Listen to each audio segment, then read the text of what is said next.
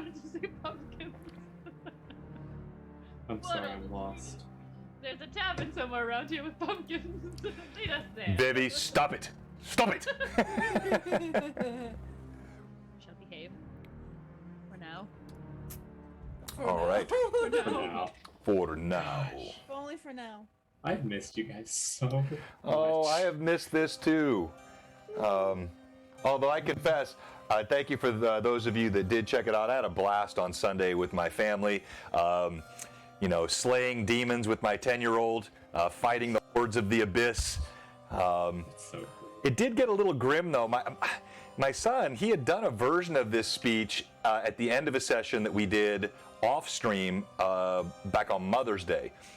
And I actually did a rewind. I wanted to start the stream with that this time because I thought he did such a great job. And he went really dark with it instead. He pulled out the severed head of Baphomet in front of all these children and started talking like we're all looking at him aghast like, what are you doing? Oh, Jordan.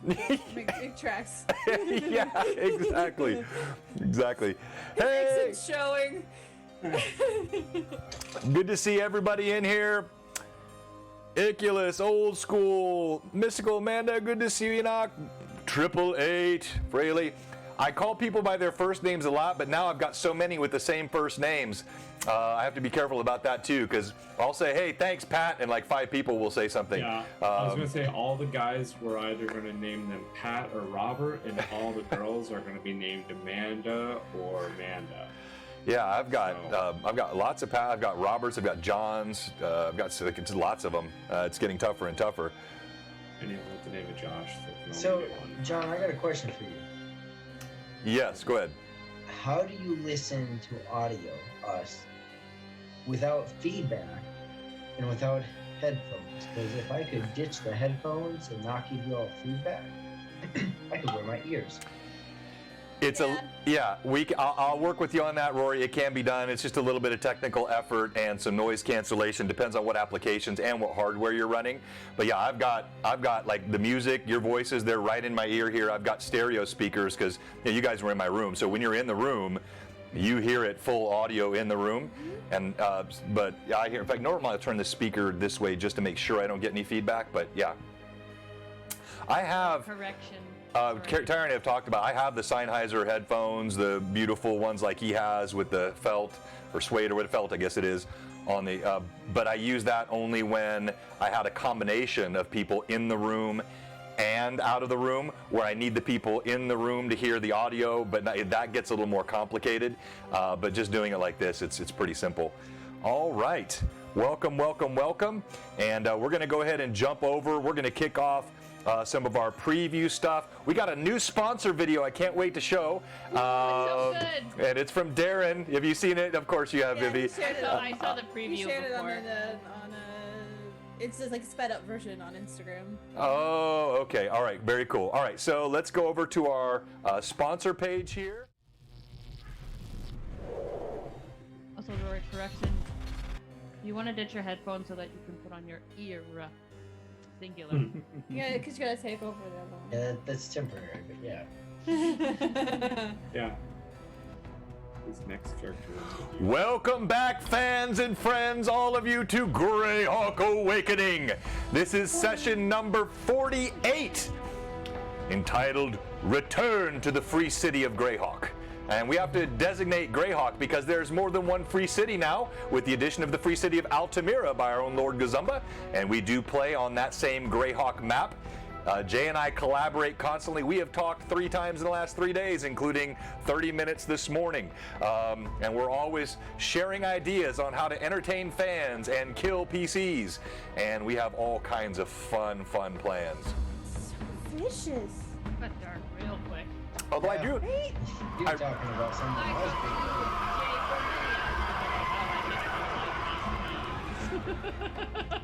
It does make me wonder what kind of reputation I'm developing, though, because I've had 2 DMs reach out to me recently and ask me if I would cameo as a villain on their stream. So.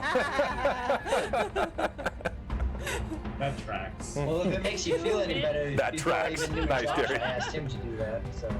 And that's how you spank. Oh, and Rory, I still owe you. Okay, hang on. I'm going to work on that right now while this is playing, Rory. I have the list here. Hang on. Oh, man. Do you have that? You still have the audio of that one shot somewhere, don't you? Yeah, I still have all my audio. All of them? Yeah, I was running multiple one-shots that summer. did. Okay. Crap. That's why we smoke Fred's so attracted to them all at the same time. There's a reason why you're called John the Reaper. LMA, how to kill PCs. And not feel bad about How I sleep every night. Coming Like on a a pile of baby. body. Like a baby after murdering my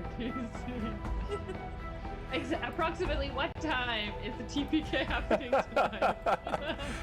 Come on, would I really TPK Mark after having everybody off this long? That would just not be kind. Yes, you would. You literally would. Look, if the dice will do what they do, what else can I say? And you can say quite a few things. You can keep leaving the dice all you want, John. You know, Welcome to Evelyn's ASMR. This is when our PCs die, we get to be a ghost, and that's how we talk. Ghost, Melly, it is your turn. Oh, It is. All right, and then we're going to kick off our Blue Box trailer and then our brand new sponsor trailer while we're doing our final prep. Thanks everybody for joining us tonight. It's going to be fun. Oh yeah, that's about the Free City of Divers as well. That's right, Robert. And no, we won't do anything crazy till we're ready to get started. We do need to update this video though. And we're meant to have another video idea I got to get with you on. Yeah, Body count. you're the one who edited it. we Body totally count's need to gotten update too this. Body count's gotten too high. Gotta straight out some pictures. I've already taken out. Amen. Hey, man. Yeah. Hey, man. Hey, man. I don't have. Hey man! We just need the new character. Yeah. Rin's not in there. Yeah, Rin's not in there. And Thank neither is the gosh. British boy. Yeah, we don't have Rain. We got a couple people we don't. Is with He's in Alondra. there. He's with Alondra. I don't think so. He's not. I do. It was without. Is it the one without him in it? Yeah. Oh, That's what I'm saying. The British boy is not there. we did. Alright. He's in one of the quick. He's in one of the quick frames for sure. Okay, you guys ready for our new sponsor video? You guys ready? Yes. Everybody out there in chat land, all you mad chatters, thank you for being with us tonight. We're getting wound up for a fun session. Hey, Kayla, good to see you on tonight as well. Looking at everybody. Hey, Jay, good to see you. Thank you for the resub, Pat. Robert, the #1 gifter of all things sub in our channel. Also our #1 chatter in our Discord. Also kicking off his own Greyhawk campaign on Kayla's channel. I heard he had a fun time last night with world building. Big shout out and love to him. All right, let's check out our brand new trailer, our commercial rather, from our sponsor Ferox Fabrications.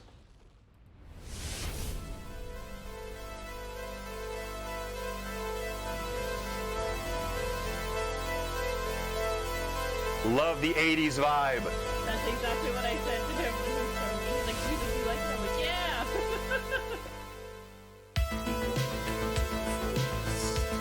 See it. Oh, that's cool. Hail Hydra. I just love the tracking video. That's nostalgia. Yeah. That reminds me of my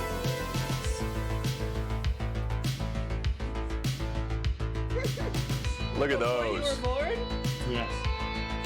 Those are the good old days. When I was born, I had life. With the VCR effect. Now check this out. Check this out. Oh, snap. Look at that. It's a dragon thing.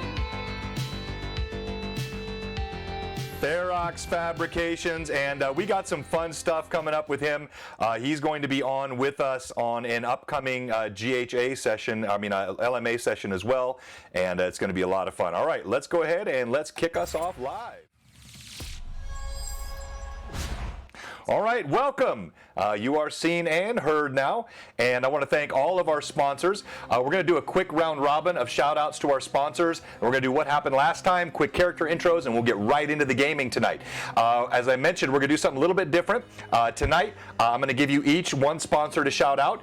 Josh, you're going to do Mike Disney. I've already done Ferox. And then Evelyn, you're going to take care of Cozy Gamer. And then Terry, I'm going to take Trollord Games. Terry, you're going to take Frederica Draws. And then Rory, you've got Mantic Games Terrain Crate. I think that covered all of them. So Evelyn or Vivi, you'll be out tonight, but we'll give you one for next week. All right, let's kick off with you. Go ahead, Josh. Well, hello! I bet you're wanting to hear about Mike Disney, an amazing painter, artist, creator of them old things.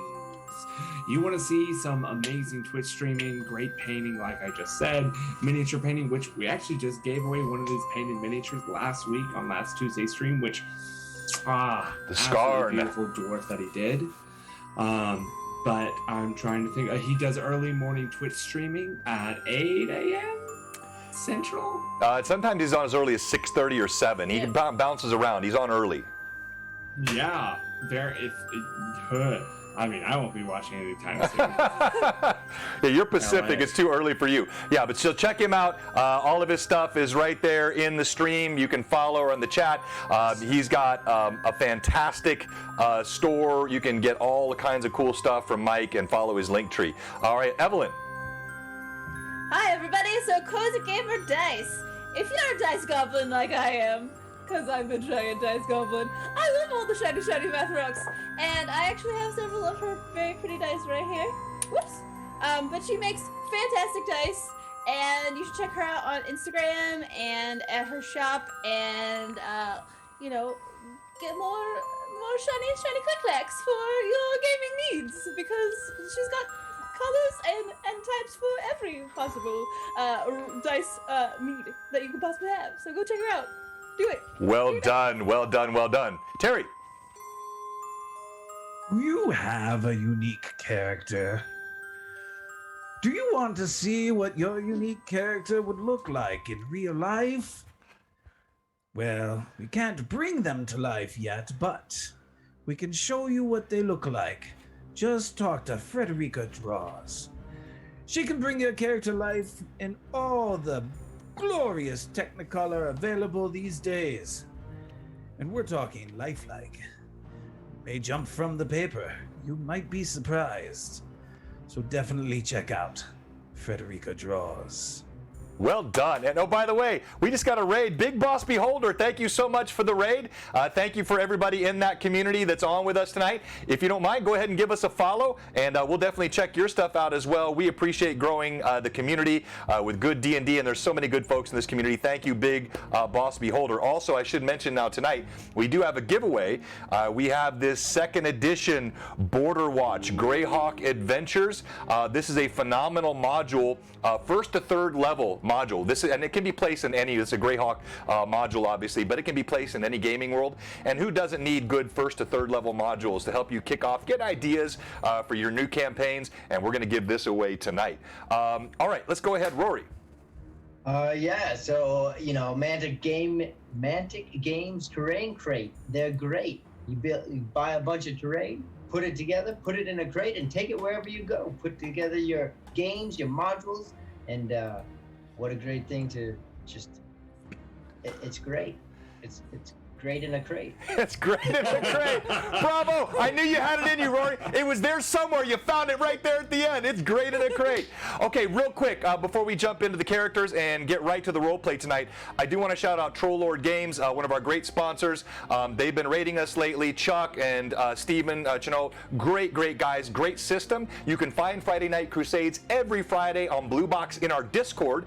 It's a low-key, low barrier of entry, audio game that's played every Friday night in our Discord. They're all one-shots, so you don't have to prep anything. You can just show up on a Friday night, say, I want to play. Phantom NJ Robert, who is a huge member of our community, he runs that on Friday nights, and so if you're watching tonight, maybe you just came in from Big Boss Beholder and you say, I'd like to play some D&D on Friday night. We don't stream it. It's not part of our Twitch stream. It's just a low-key way for people that want to play D&D on a Friday night, and you can do it in our Discord. But also, I want to talk about our upcoming charity stream, and we are doing a charity stream on the 17th of July. It is my favorite charity, dear to my heart, St. Jude's Children's Hospital. We're doing this for the St. Jude Children's Hospital Research Center, and this is in concert with Lord Gazumba, Jay Scott, my good friend and partner in crime here in all things old school D&D. And we have raised, last year, between his stream and my stream, we raised nearly $15,000 for St. Jude Children's Hospital, and we're hoping to do that, if at all possible, in one shot on the 17th. We're really going to try to pull out all the stops. There's going to be fantastic gaming. There's going to be big giveaways. Our sponsors are going to be involved, and you're not going to want to miss that. So mark your calendar. We'll start posting some information on it July 17th. Save the date. Okay, I think I covered all the important stuff. Evelyn, did I miss anything? I don't think we did. Okay. All right, so let's go a quick round robin of your characters. Go ahead and introduce yourself, your name, tell us where we can find you, your Twitch handles, your Instagram handles, and then tell us about your character. And go ahead, since we have some new viewers on tonight from our friends at Big Boss, go ahead and tell us a little bit about what your character looks like as well, in case they're not aware. And then when we're done with that, Evelyn will give us a quick what happened last time. Let's start out with Brim. Oh, come on. Oh, hi. My name is Brimstone. I'm a half ogre, 7.5 feet tall, and still growing. I'm a level 6 fighter who does not want to be in the free city of Greyhawk right now. Brim, like I said, very tall boy, very beefy big boy with massive arms, massive muscles, and he's got the sides of his head are shaved, but his hair is like a mane. You can see him on screen right now. It's timing perfectly with the Twitch character stream. So just like that, and it's braided down the back, and then he wears half plate armor and a beautiful obsidian-like blade that's called Reaver. And I'm Josh of NPC Voices. You can catch me on Instagram, TikTok, Twitter, someday OnlyFans, and as it said on the stream, and then my Monday night stream along with some amazing players as we not save the children. It's called Children of Dirt. I mean, save the children, but the stream on Mondays is Children of Dirt at 7:30 p.m. Eastern till 11:30 p.m. Okay. All right. Excellent. Let's go to Vivi. Hello, my name is Lilith. She is a level 6 druid. You sound a little bit quiet, Vivi. Oh, sorry. Sorry. Give me 1 second. 1 second. There we go. Listen. Hello, my name is Lilith. She is a lot quiet. Better now? Yeah, there we go. Sound better? Yeah. She is a level 6 druid, Brugak. Very curious. No problems for personal space. If she likes you, you'll find out. She'll give you some teeth. Where she found teeth, who knows? But it's just a gift. Just accept it. No questions. Stay in other people's pockets. My name is Vivi. I am. You can find me at the DM's Quest on Instagram. I do lots of D&D stuff, all different kinds. Lilith has beautiful red hair in a very, very messy braid. You might find some leaves and twigs and stuff like that. She doesn't mind. She keeps them in there. Lots and lots of pockets full of secrets. And a very, very important Millie pocket that she has sewn in memory of Millie. Hashtag Millis forever. Nicely done. And yeah, Chris Set Monkey said, speak from the core, project from the diaphragm. Project from the diaphragm. Yeah, or just pull your mic closer. That works. Which Terry, as a college instructor in design, would absolutely know. All right, let's go to Rory. Yeah, so my name is Rory. As far as socials, the only one you'll find me on is MeWe. As far as everything else, Gimbal is all of 3'1" with, it's growing back. from a blast of fire that he was engulfed in. It doesn't take a lot of flame to do that, but he was. So he has white hair, white beard. You can see an image of him here on the screen. He has given his beloved friend Brim the Reaver's sword, as well as recently a ring of invisibility. Has traveled a lot with Lilith and Brim, died a few times, and has encountered possibly some new friends in Yolanda and Rin, and is curious how it's going to work out with another person who casts spells. That's been very fun. And he does things outside of the normal with magic. So Yeah, I think that's that. Yeah, and he has one ear, and he's missing a finger. Missing a finger. All right, let's go to Terry. Of course. Hi, I'm Rin Autumncrest, a level 5 cleric.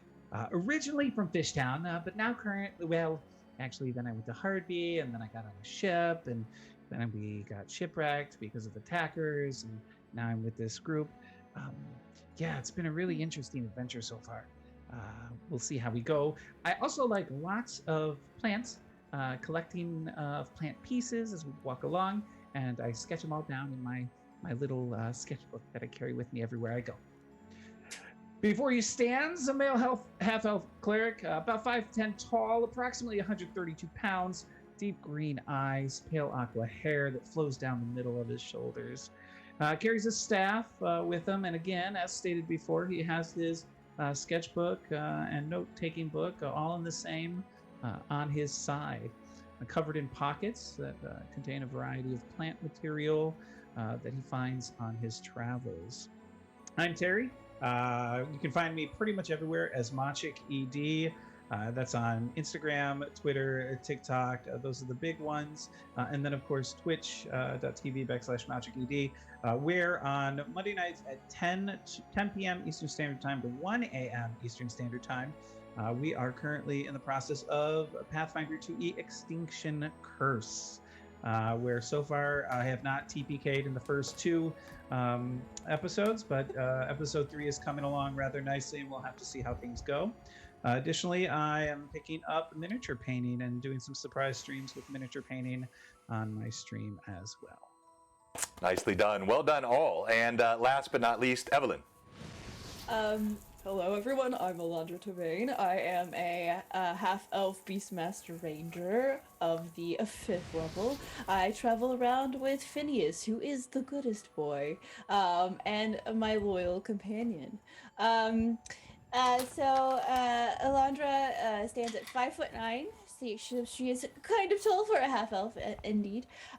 She wears her hair kind of intricately braided but very messy, and has a leather band wrapped around her head to keep her hair out of her face, because it is very inconvenient firing arrows if your hair is in your face. She wears a skill mail armor that she has taken all the shine out of, and has actually camouflaged it down quite a bit so that she blends in with the surrounding environs. And she's a little bit dirty all the time, because, you know, when you're outside a lot, you don't really care as much. And it works. It helps blend in. And Phineas, he is a very large copper, brown, and gray wolf. And he is the goodest boy. And he tends to look very unintimidating unless you mess with his elf. And then he is very much going to eat your face. So yes, that's Alondra.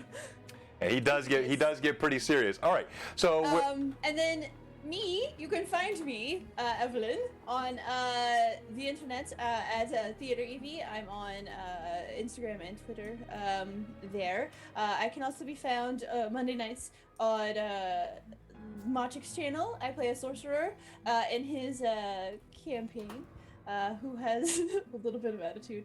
And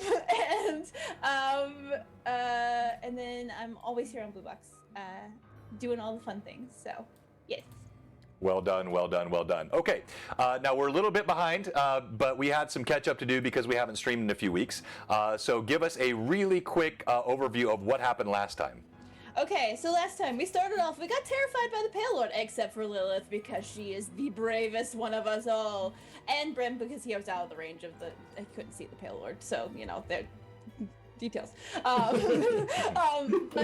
Lilith held her ground and stood face to face to this Pale Lord while everyone else ran away in fear. And Run away! was trying to figure out what was going on. He talked a bit about his mistress, and basically said that Halia was the least of the party's worries. Before telling some visible at the time entities to take care of the party as he departed, while Brim was actually trying to make sure that his dad, Father Aaron, was okay. There was a bit of conversation that happened back and forth, leading to we need to get out of here as soon as possible. And as that was happening and the fear ended, 3 fire elementals decided to join the party. Basically Lilith was the Bamf last week because she not only was not afraid of the Pale Lord, but she basically destroyed every single one of the fire elementals except for one, which Rin took out with his spiritual weapon. But yeah, she hosed them down with water. Yeah, you helped. You helped. Lilith's arm actually was severely injured from a critical attack from one of the fire elementals, which Rin mended, though it was still incapacitated for the rest of that combat. And Father Aaron nearly died after he took a major critical wound. Then Gimbal noticed the teleportation circle sort of thing, this portal that was in the middle of the room. It kept flashing between different scenes. There was some concern about making sure that we got all of the captives out, along with Father Aaron and the rest of the party. Once we found something that looked like civilization, the captives went through first, then the party and Father Aaron attended along as well. And we found ourselves in an unfamiliar place, except for Brim, who is actually from here, and we are now in the free city of Greyhawk. Okay, and so as we begin, you know that, but you don't know that because I kind of mentioned it at the end of last session, but we'll role play through sort of the realization and all of that. And thank you so much for your patience, all the viewers, as we went through that. You are seeing the horizon shot of the free city of Greyhawk right now, but we're going to go ahead and kick off our live session. And let me kill this, and here we go. Episode 48 of Greyhawk Awakening, entitled Return to the Free City of Greyhawk. Party. As you fall through the portal inside that strange tower where the arcane energies flowed and the clear power of whatever the Dark Brotherhood has been doing was evident. Nausea wells up within you as the portal swallows you, and it seems to thresh you around like a whirlpool. You have disorientation and vertigo, the sense of being both stretched and compressed at the same time makes the bile rise up in your gullet. It seems like you go through this for an eternity before you are finally belched out. Thunk! You land with a thud on hard-packed soil, and it's difficult for you to even get your senses. You're in a dank alleyway of some kind. There's cold, firm dirt beneath your hands, and a chill sun's ebb wind, or as the elves call it, lacy snow, wind blows through the air, biting at your skin, and you all stagger around, groaning, wondering where on earth you are.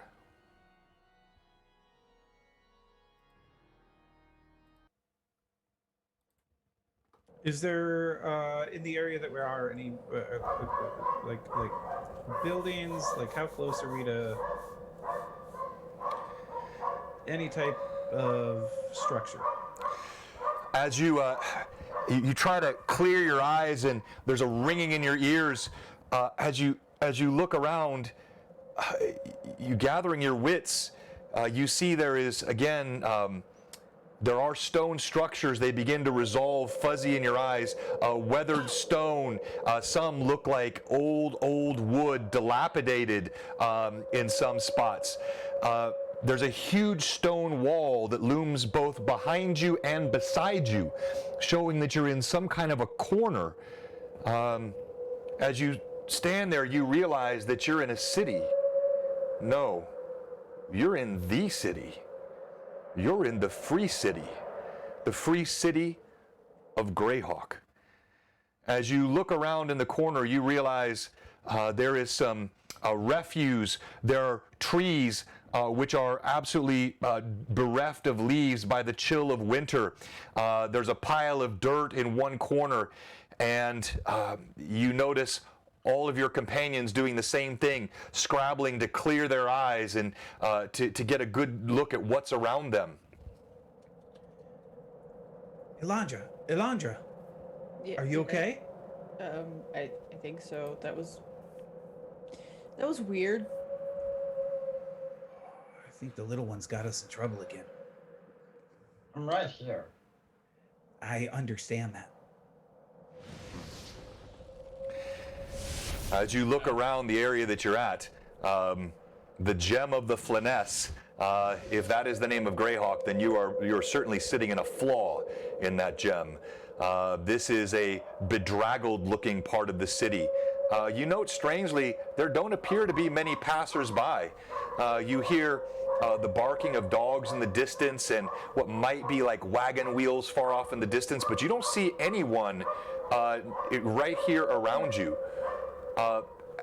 As you standing there, Father Aaron, he leans one arm up against the wall to steady himself, a frail hand touching the wall. The sunlight is auburn, putting half his arm in shadow, half in light, dappling across the stones. And he groans, Brim, we're in the old city. This would be the slums. We have to be careful here. It's not safe. And Brim will reach down and pick Father Aaron back up, and because we talked about last time that he was holding him and he was getting his cloak around the both of them, so then he can activate the ring and it'll shield them both. I know, Dad. I know. Brim's going to then stand back up with his father against his chest. I have an area we can go to where I think it's safe. Everyone else, what are you doing? Oh, by the way, real quick, before we continue roleplay, I want to say thank you so much, Troll Lord Games. Good to see our friends TLG. Gave us a raid, I think, with 39, and then another raid with 3. I'm not sure exactly how that worked, but we appreciate it either way. Welcome, welcome, welcome, and thank you for everybody that's joining us.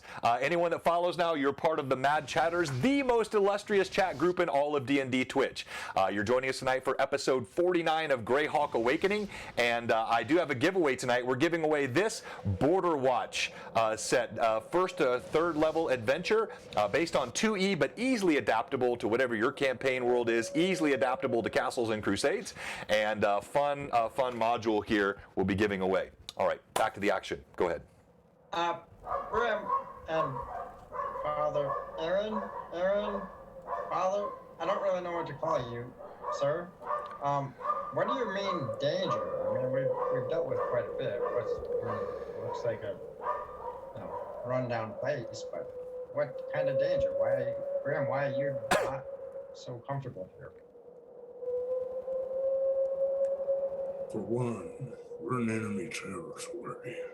If this portal left us here, then more enemies are nearby. Second, I'm known in the city and not in the ways I would like to be. He speaks the truth, Brim. It would be... I don't know why we see no one here in the alleyways. It's not normal in the slum quarter. There should be beggars. There should be thieves. There should be travelers, passers-by. Are the slaves the captives that we brought with us, are they already dispersed and gone, meaning they went through first? Did they like take off? Are they with us? No, so you have right there among that pile of refuse, you see all those that came through the portal with you, they are laying there unconscious. We've got to get them to safety as well. May I have everyone roll a perception check for me, please? That. Lilith would be just kind of taking in the city. This is all new to her, so she'd be really looking around, trying to see what she can see and if she can pick something up for her pockets. Well, go ahead and roll that perception check for me, please. Is that everyone? Yeah, everyone. At advantage. Yeah, rolling at advantage. Ooh, 19 plus. As you're rolling, this is a good point for me to mention. Advantages have changed. And by the way, earlier, there was a party advantage for initiative given. Let me find who that was here. It's Phantom NJ. Okay, Robert. So, Robert, that would have actually been 500, not 400, but I'm going to give it to you anyway. Advantages are now 200 bits instead of 100. We've talked about this a lot and why we're doing it. It's not because we're trying to get more money. We're balancing the economy of the game. So advantages or disadvantages are 200 bits. And then for 300 bits, you can give a group party initiative. That's important. That's +2. And we use a D6 for party initiative. So in combat, that can be the difference between life and death. And you have that power for group party initiative. You can see everything in our chat there. Evelyn's popped it up. And you can see how all the stuff works and what you can do. Also, channel points have changed. We have all kinds of new things you can get with your channel points and things that you can procure as we try to continue to engage the community. Go ahead, Evelyn, were you say something? I actually had a question because since we all had existing advantages previous to the stream, I know now that we're capping it at 5 for going forward. What do you want us to do with the existing advantages that we already have, that people have paid for in the past for us? I don't know. I'm sorry. Repeat that. Oh, so ones you already have, you're carrying with you now. Because we've had advantages from previous streams that we didn't previously have the cap like we do now for the 5 maximum per stream. How do you want to handle that? I think let's put those to the side for now. Let me decide what I want to do that. Let's not have them for this game tonight. But they may make an appearance in a future game. I'm not sure exactly what I want to do that because I do really need to balance the economy of the game, and I'm doing the same thing with mine. I had a number of them, and I'm not going to be using them tonight. But the graphic Robert pointed out, he said it shows 200 for group initiative, which is not accurate. It would be initiative. Wait, no, group initiative. That is correct, Robert. Yeah, it's for when we roll. Oh no, he said it says 200 for it, and it should say 3. I believe that's what I sent over to you. All right, we're losing immersion. Let's jump back into the game here, but I just wanted to point that out. So Father Aaron points out to you that it's odd that there's no foot traffic here. There's just the sound of the wind. You hear the occasional animal sounds in the background. No, it's 200 from what you sent me. Is it? Okay, then I sent you the wrong. It was 300 for the inspiration, the 1d4 inspiration. That's what I did. You're right. My fault. It is 200. Robert, you're correct. I was confusing it with the inspiration for either DCs or skill checks. So, sorry, all new stuff for us. We're getting used to it here. All right, so Father Aaron groans. We should not stand long in the shadow of the black wall, Brim. Also, I rolled a 27 for my perception check. 18 on mine. 31 for perception. 24. Okay. All right. So both, this is, with your tracking skills, Elandra, this is one of the first things that you notice as you look around. Vivi, as Lilith is going through the trash on the ground and looking for what's in there, you do find there are bits of broken bottles, rags, some of them bloody. But you notice something at the same time that Elandra does. There are bloody footprints and drag marks that go off, and if you look at your screen here, I'll show you the 2 cams. So the, not that one, I want this one. The cam on your right showing the straight shot down the hallway. So here, down the alleyway, the drag marks go, but they stop abruptly right about here, and then they just completely dissipate. That's really strange. We did come out of a portal that led us here. Yeah. I'm really curious. I guess say a prayer for me. And I'm gonna start walking. About how far is it, John? You mean down this alleyway here till it stops? It goes down about 10 feet, and then you see abruptly all the marks stop. So where it stops, and with my staff, I don't know if you want to throw on the other meeting if you have it close by, but I'll just take my staff and push it forward to see, just understanding a bit of the arcane to see and where we just came from, to see if my staff disappears, if it hits some kind of force, or if I'm just being a weirdo in the alley. You dangle your staff around in the alley, and yeah, nothing happens. I mean, you don't notice any difference in the soil, nothing else different around. It's just there are tracks, and then there are none. You see droplets of blood next to the tracks, and then there are none. How dark is it here, John? The sun is beginning to hang low in the sky, so let's call it late afternoon dusk. So it's not dark, but as I said, the shadows are getting long in the alleyways. The sun paints the walls almost a blood red. All right, so Rin's going to take his staff and is going to cast light on the tip of it. Okay. So that as the sun goes down, we continue to have some light. Okay. So Brim illuminates it a bit more. Or Rin, rather, sorry. I cast it on Brim's head, just to see what happens. Brim in this time will begin as many unconscious individuals as he can pick up in one arm, because his left arm will hold Father Aaron, while his right arm will be trying to scoop up some others. Father Aaron, he taps you. Brim, I can walk. Tend to them. Need to keep yourself hidden. No use run. He pulls his cloak. I know how to hide in the city.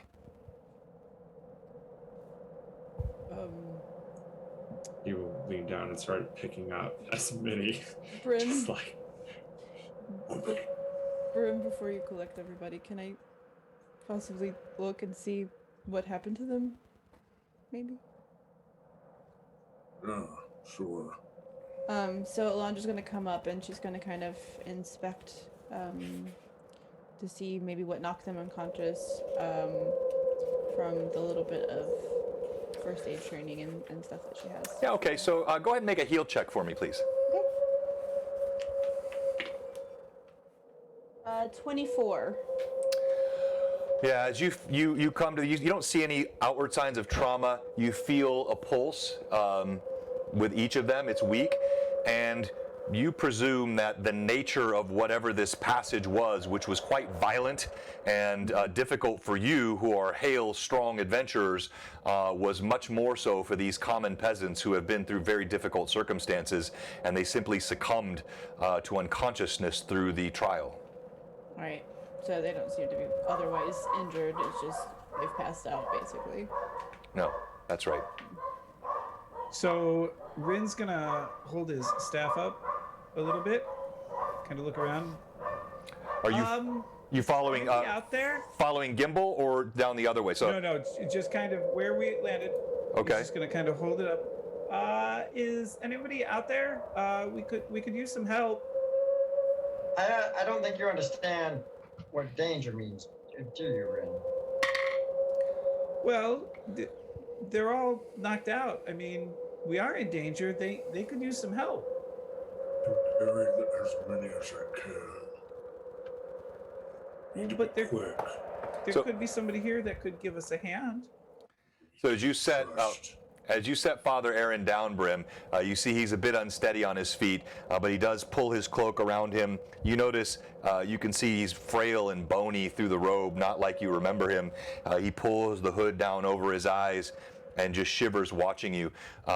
You have no problem. You're able to bundle. You put one over one shoulder, one over the other shoulder.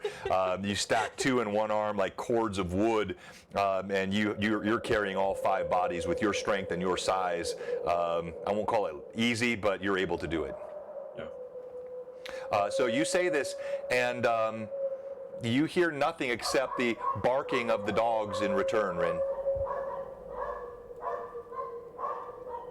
It doesn't seem that anybody's around here, so I guess you, Mr. Brim, you said you know a place to go to? Yes. Rin. Lilith. Brim's gonna look around for Lilith and see what she's up to. When you had put Father Aaron down, Lilith would have come right behind and stood right near Father Aaron. Almost like a protective stature. She's kind of just watching over him. He looks back and... Perfect. If you could both watch over my father. I'm gonna be trying to lead you guys through this, but we're gonna have to be quick.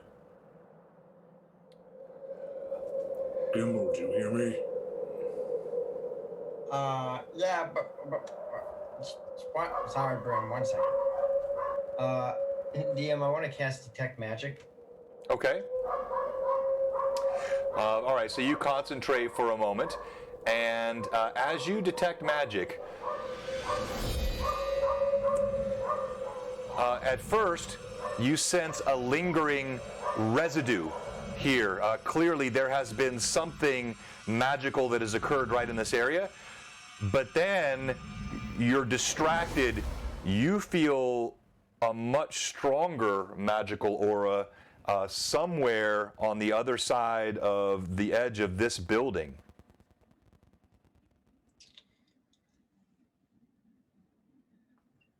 Brim.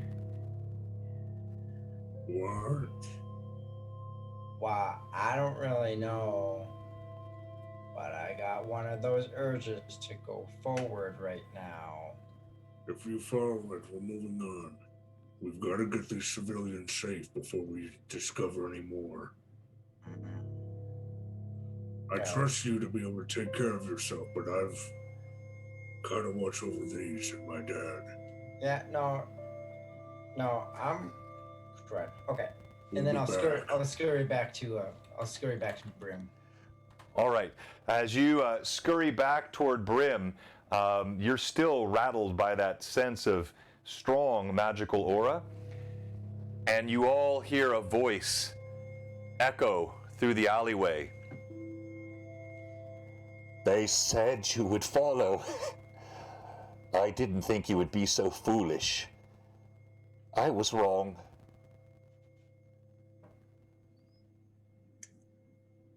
Do we recognize the voice? No, it's not a voice you recognize, but just the disdainful tone. It's, you don't recognize the voice per se.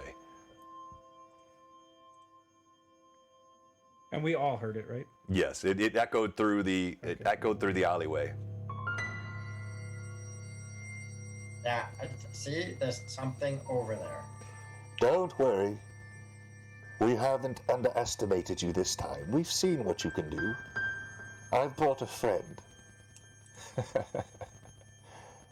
You can leave. We'll need those that you're carrying, Olga. How high is the peak of the roof? Is it? Oh, the roof of this building right here? Yep. Yeah, it's only about 9 feet. The peak of it? The peak of it's about 11 feet. No, just to the eave, as if I was to be lifted up. Yeah, the eave's sitting about 8 feet off the ground. And so I'll just quickly, thinking back to some other times, tap whoever I think's Rin and Yolanda, and just point. I'm assuming somehow they can probably see us already because they know what Brim is doing. But nonetheless, I don't want to speak, and I'll just tap both of you and gesture like, will you pick me up and put me up there? And Alondra will kind of figure out what he's asking for. And nod. All right. And so. All right, you lift him up, and Brim, go ahead and make a climb check for me. This is not particularly difficult, but let's just go ahead and see how he does with it. And then I will be being as quiet and stealthy as possible. So climb. Gimbal scales to the top of this roof.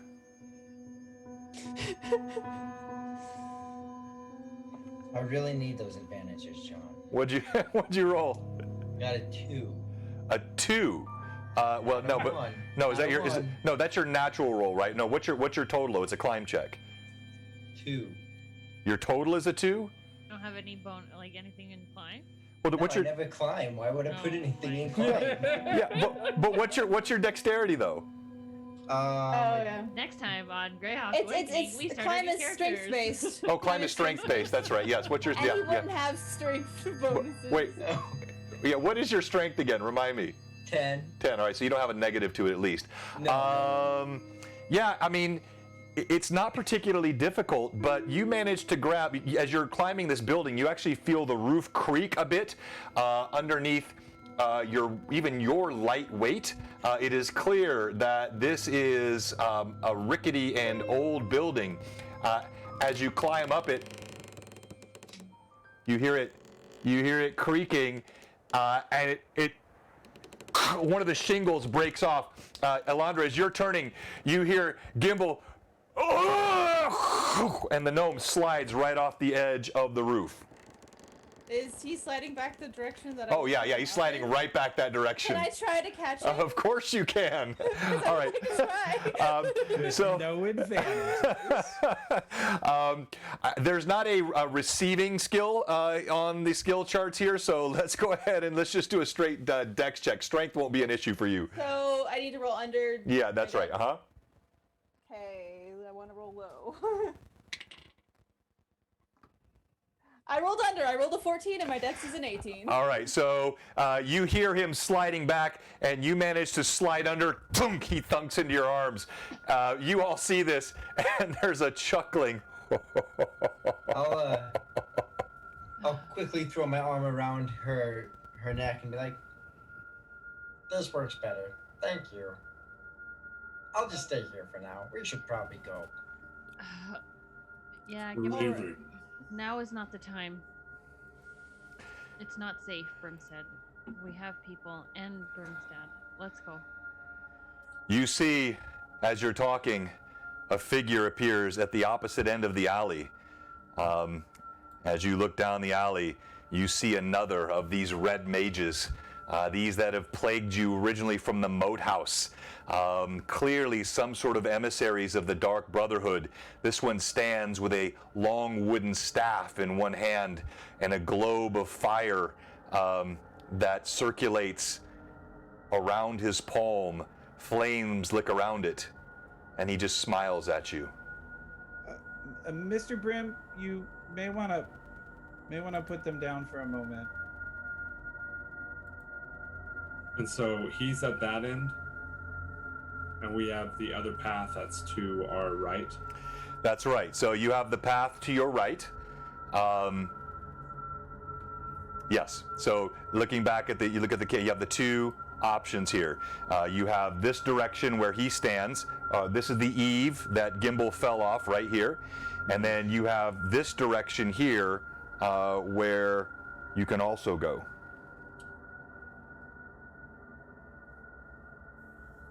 There are too many civilians who need to run. Okay, but He's- one moment though, because if he is standing there, he might want us to go the other way.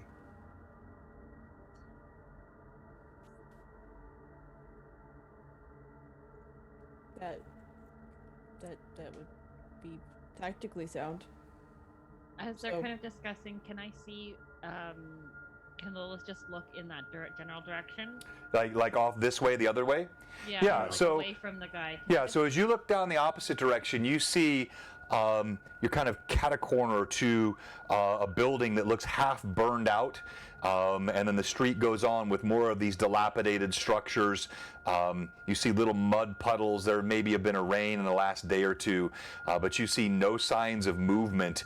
It's as though the denizens of this area, the citizens, they knew something was amiss or awry, and the streets are empty. Is there anything that's made out of wood nearby? Oh yeah, most of these structures are wood. Some of them have stone bases, maybe a little bit of stonework, or maybe a chimney constructed of stone, but most of them are primarily wood. You're in a poor part of the town. You even see some tent structures that look vacant. Okay. And what does this guy look like at the end? Does he look like he's just staying still? Does he look like he's being attacked? Yeah, interestingly, he is. He's standing there waiting, just idly circulating this globe of fire in his hand, chuckles occasionally and just watches you.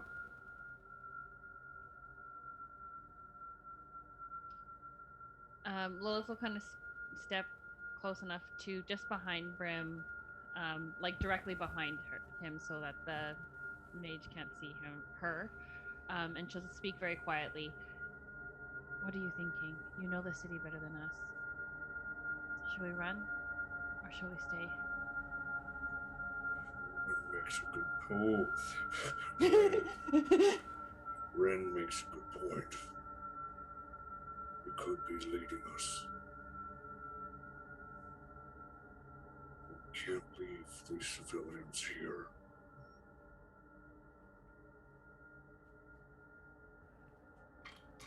We'll leave the civilians. Maybe, Mymore. Whatever we do, we probably shouldn't stay here too long, and you're going to see me reaching into my sack and pulling out kind of a weird substance and pulling, fixing my eye, pulling in an eyelash as we should probably see how things are going to pan out quicker than anything else.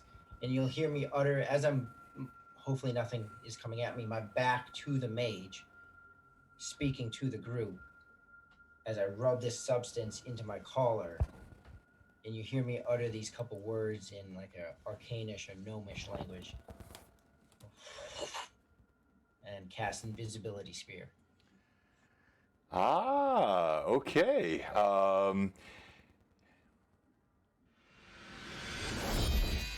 You cast your spell, and suddenly the radius of that would catch, you're going to be fine. You should catch everybody in that, and the whole party. Go ahead. I will quickly, in that moment, whisper, there's a good chance the mage sees us, and you do have to stay close to me. All right. As you whisper this, you hear the mage lets out a curse. And as he curses, he unleashes that ball of fire in his hand to the area where you were. You don't know if he sees you or not, but he releases that ball of fire, and it comes hurtling towards you. I need everybody to make a reflex save. Please, that's going to be a DC 22 reflex save. Natural 20. Ooh, okay. 28. Yeah. 28. That's the only way I'm gonna save this. You said reflex save? That's right. The fireball blossoms in the corner as you all leap out of the way. I'm using my one advantage. My phantom. Okay.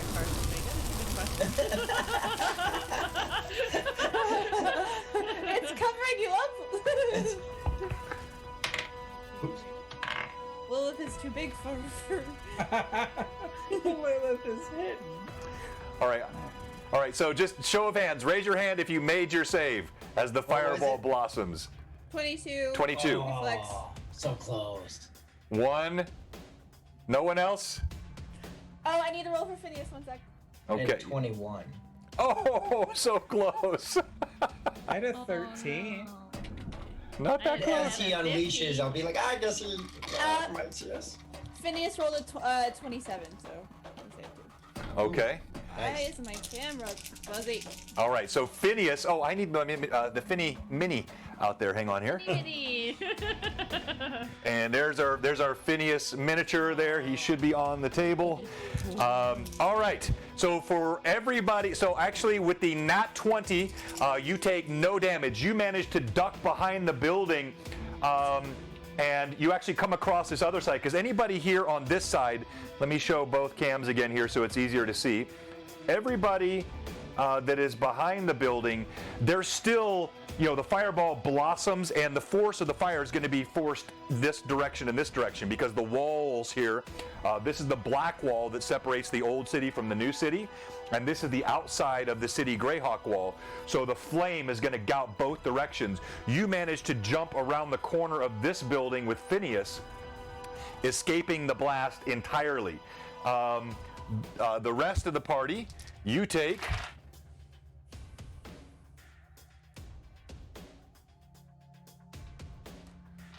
27 points of damage as the fireball, boom, detonates in the corner. The building here does not catch fire. This tree does catch fire. Fire starts to blossom up in this tree, licking against the walls of the building. As this happens, Alondra, where you're standing, you hear thunk, thunk. And the words that were spoken just moments ago, I brought a friend.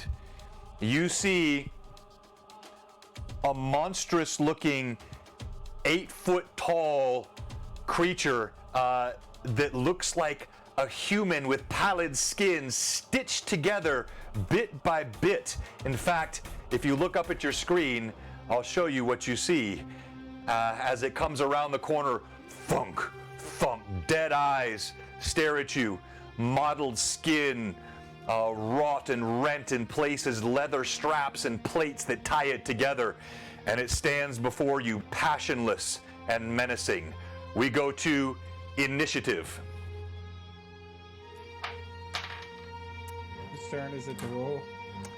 Let's go, because it's been so long since we played and we don't know. Let's start with you, Evelyn. All right. Yes. You have advantage on the group initiative. Oh, I do? Or the plus Yeah.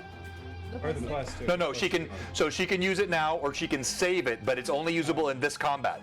So it lasts for this upcoming combat, and you can use it on the first round, or you can save it for a round where you think it's more important. It's up to you.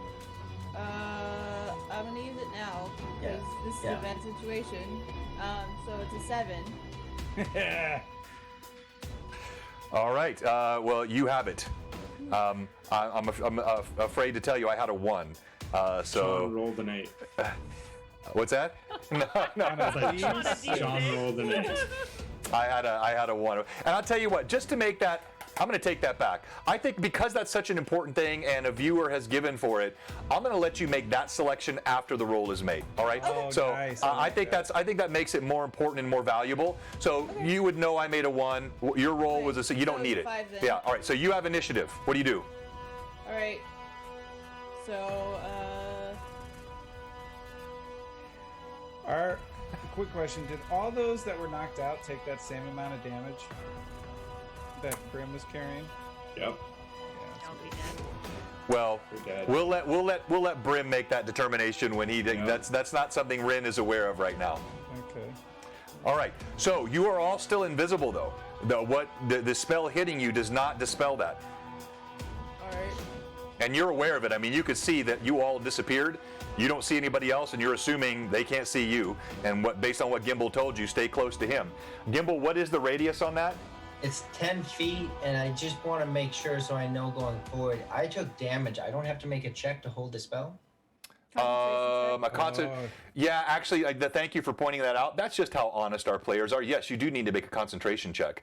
So go ahead and roll that for me, please. And it has to be half the damage or over 10, whatever's greater? No, yeah. So just you make the roll. I have the Okay. damage, and then you're gonna with your intelligence and your level, Okay. your intelligence bonus and your level.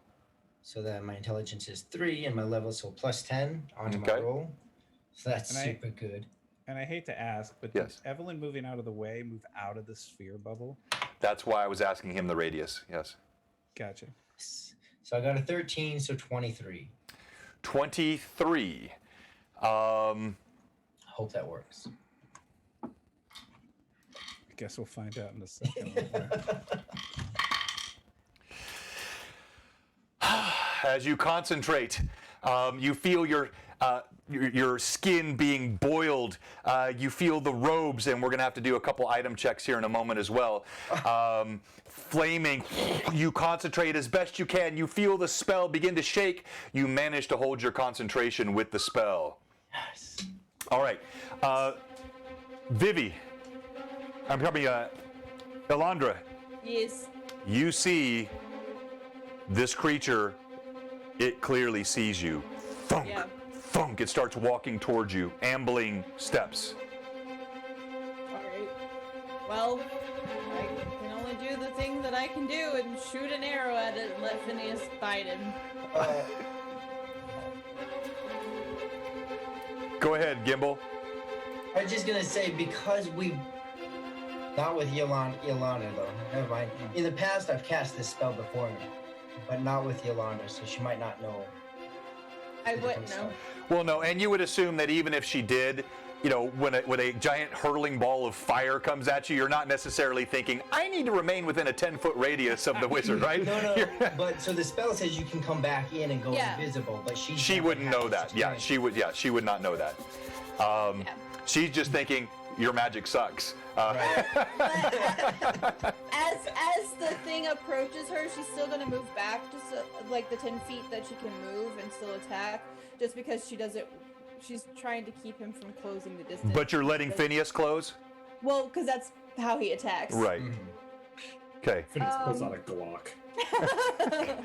All right, you get one anachronism, Josh. You're done for the night. Alright, so here's boy. my attack roll. All right, go ahead and roll to hit. Ooh, that's not bad actually. That's a 15 on the die plus a 12, so that's a 27. A 27. Okay, hang on here.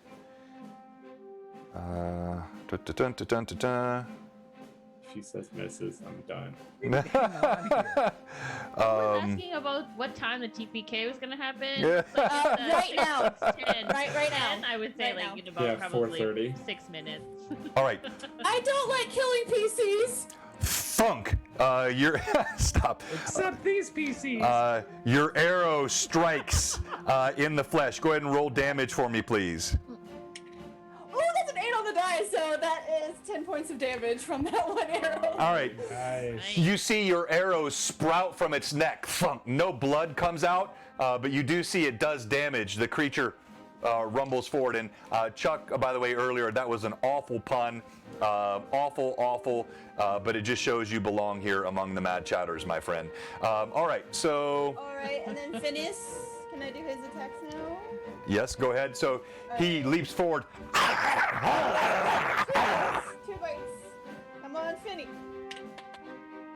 2 nipples. He got a 27 on his first bite to hit. He leaps up. He grabs in the midsection with his teeth, latches on.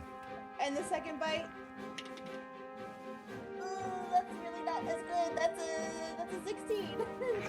Okay, he hits one time, tears a piece of flesh out. Roll damage. Okay, 2d6 plus 10. That's 14 points of damage.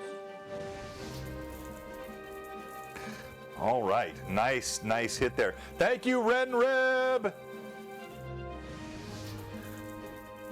All right, now we're gonna go to Brim. Brim, as the flames erupt around you, your tattered robe does not catch fire, but it's blackened, and the fringes are burned, and you look down and you see the husks in your arms. They are burned, blackened, charred. Father Aaron is against the wall, and he just slumps down in a heap.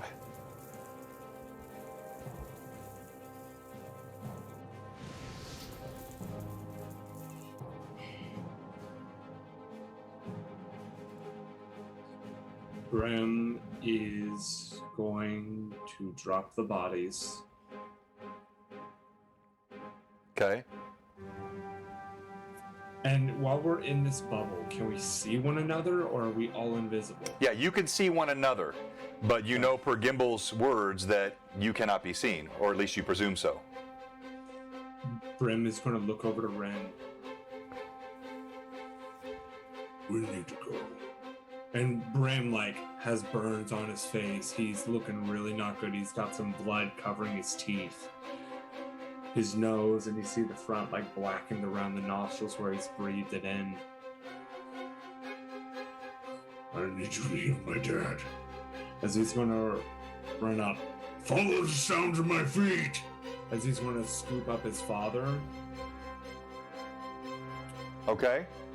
And he's going to activate his ring of invisibility Okay. and trying to make it out there. Trying to get out. And which way are you going? You're going the way that Alondra went? Not going the way that, yeah, I'm going the way of Yolanda. Oh. All right, you sprint. As you go sprinting past, and your giant footsteps thunder, you cover huge amounts of ground. You're not attacking. The activation of the ring is instantaneous, and so you're going to cover a lot of ground. You sprint past. You see this same creature here that I referenced before, staring down, bearing down upon Alondra, and you see Phineas engaged in grappling and snarling. You just keep running? Yep. All right, you just keep running. All right, let's go to Rin. What are you doing? Oh, I knew you were gonna come to me, bugger. What is Rin doing? That's a great question, John. I'm glad you brought that up. Yeah. Two things. Is Brim now out of... Oh, Brim went invisible via the thingamabobber. So Brimstone ran away, bravely ran away. sorry. Nice man. I'm sorry. Go ahead, Terry. Okay, so how close am I to Alondra? You are less than 10 feet, 9 feet. So I can make a movement next to her and still cast a spell. Yes, you can. All right, so I'm gonna move next to her. Very quickly say, Mr. Brim wants us to run, but I'm not leaving you here. So here, and he's going to go ahead and cast. Where are you, you bastard? Channel energy. Okay. Which will be 3d6 healing to those that are not undead, Okay. and 3d6 damage to those that might be undead? Question? And it's a 30-foot radius. All right. So all the healing then is as he said. So everybody mark that down. Everybody is in. It's 30 foot, right? Yes, it's a and 30-foot radius. It's 10. Yeah. Brim is right at the edge of that. He's actually sprinted a little further than I've shown him here. He is moving fast, but you do narrowly catch him in it as well. Phineas appreciates the healing. His tail wags in happiness. So that's 10 HP.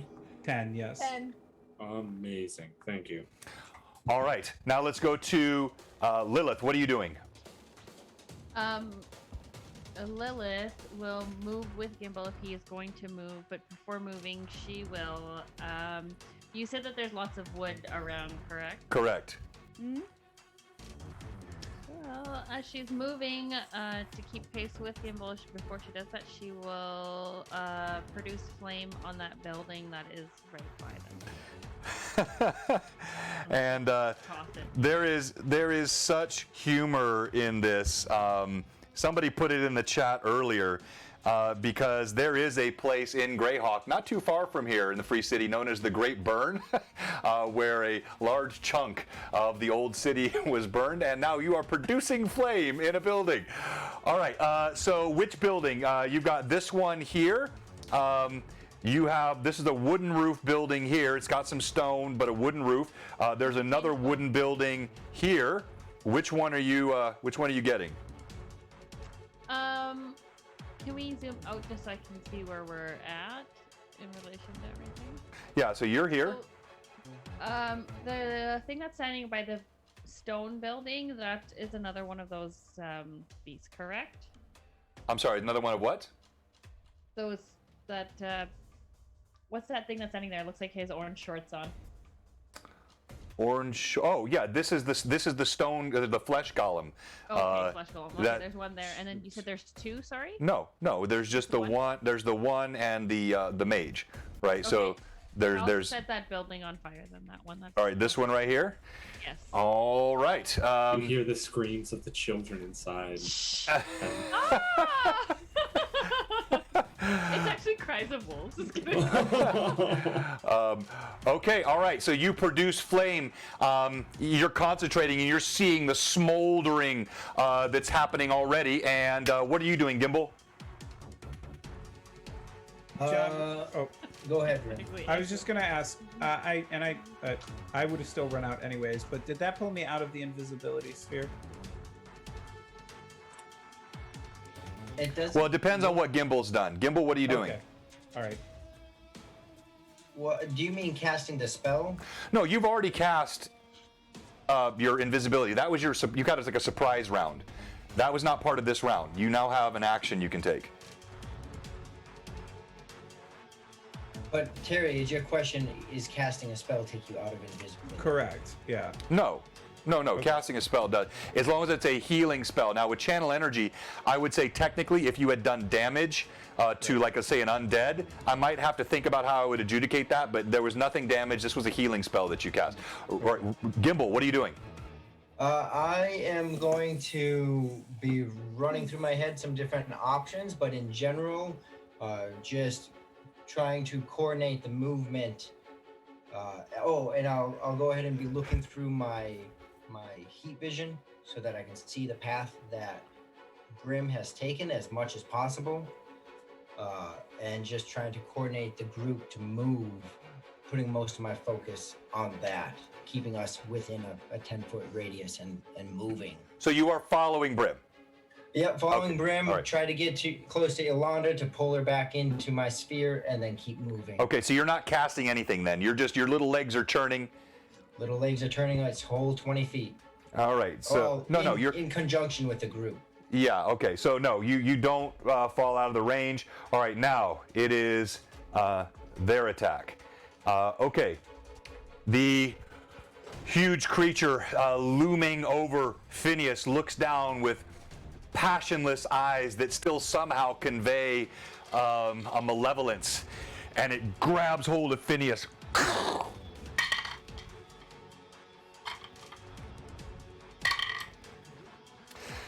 First time, Phineas wriggles out of his grasp, but as the other arm comes around, he grabs hold of the mane of Phineas and lifts him up in the air.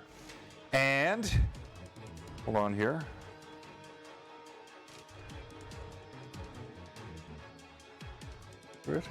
Where's all my tabs? Where did my tabs go? Oh, it's automatically closed. Hang on here.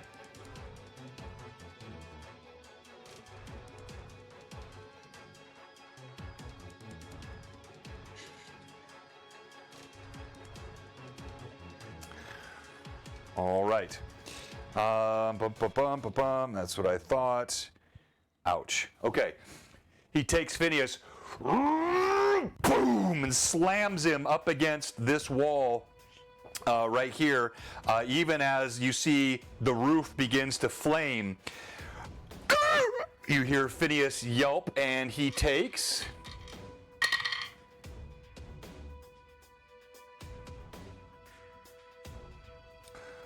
Could have been a lot worse. He takes 18 points of damage. Boom! Slams against the wall. Now, this mage here, he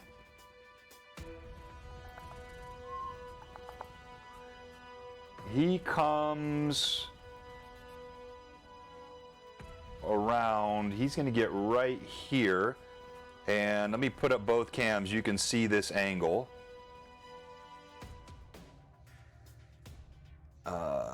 In fact, here, let me show. This will give you a better angle so you can see it here. Ignore this brio. This is not actually something you see. We'll push that back out of the way a little bit. So here is the golem. The mage simply moves from here to here, less than 10 feet, and he now has an angle to see the sprinting Brim. Brim did get outside of Gimbal's, so while we have simultaneous action, Brim has outdistanced Gimbal. He's got the ring activated though. Oh, that's right, but you have your ring activated. I forgot about that. Your ring is activated. But he has true seeing. No, he doesn't. All right, so... No, he doesn't. Brim, you see he looks, he hears your footsteps. Thunk, thunk, thunk. He lets out a curse and he just continues to run this way. He can't see you, so you footpad past him, and now we go to initiative again. Yeah, sucks. Ancient Gamer, good to see you, my friend. Hey, I want to shout out Patrick real quick. I haven't seen Patrick in a minute. I don't thank him often enough on stream. Canadian Ancient Gamer is one of the great patrons of all of our streams. This book I'm giving away tonight, the Greyhawk Adventures Border Watch, 1st to 3rd level adventure. This was gifted to me by Canadian Ancient Gamer, as was all of these, and this is just some of it. Like he helps Jay and I so much. He sends us content that we can use to create on stream, but also to use for giveaways. And I just want to say thank you to Patrick. All right, initiative. Everyone got a 20. it's a D6, Josh. I saw it. It's You're true. muted. You're We muted. still have +2. Sorry, there's been. Yeah, you still have that. DM has a 3. Okay. I have a 6 with the +2. You don't have to use that if you don't want. You don't have to use it, though. A 5 with the +2. I got a 3. Oh, you got a 3. Okay, all right. So you're going to use the +2. Thank you very much, Robert. You have 1 initiative. All right, so let's start again now with, let's go with Phineas. He is slumped against that wall, hammered against it pretty hard. What's he doing? All right, so I just heard Rin tell me that we needed to move at the end before he did his channel energy. So knowing that she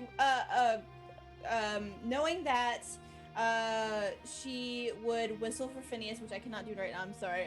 My whistler is not working at the moment.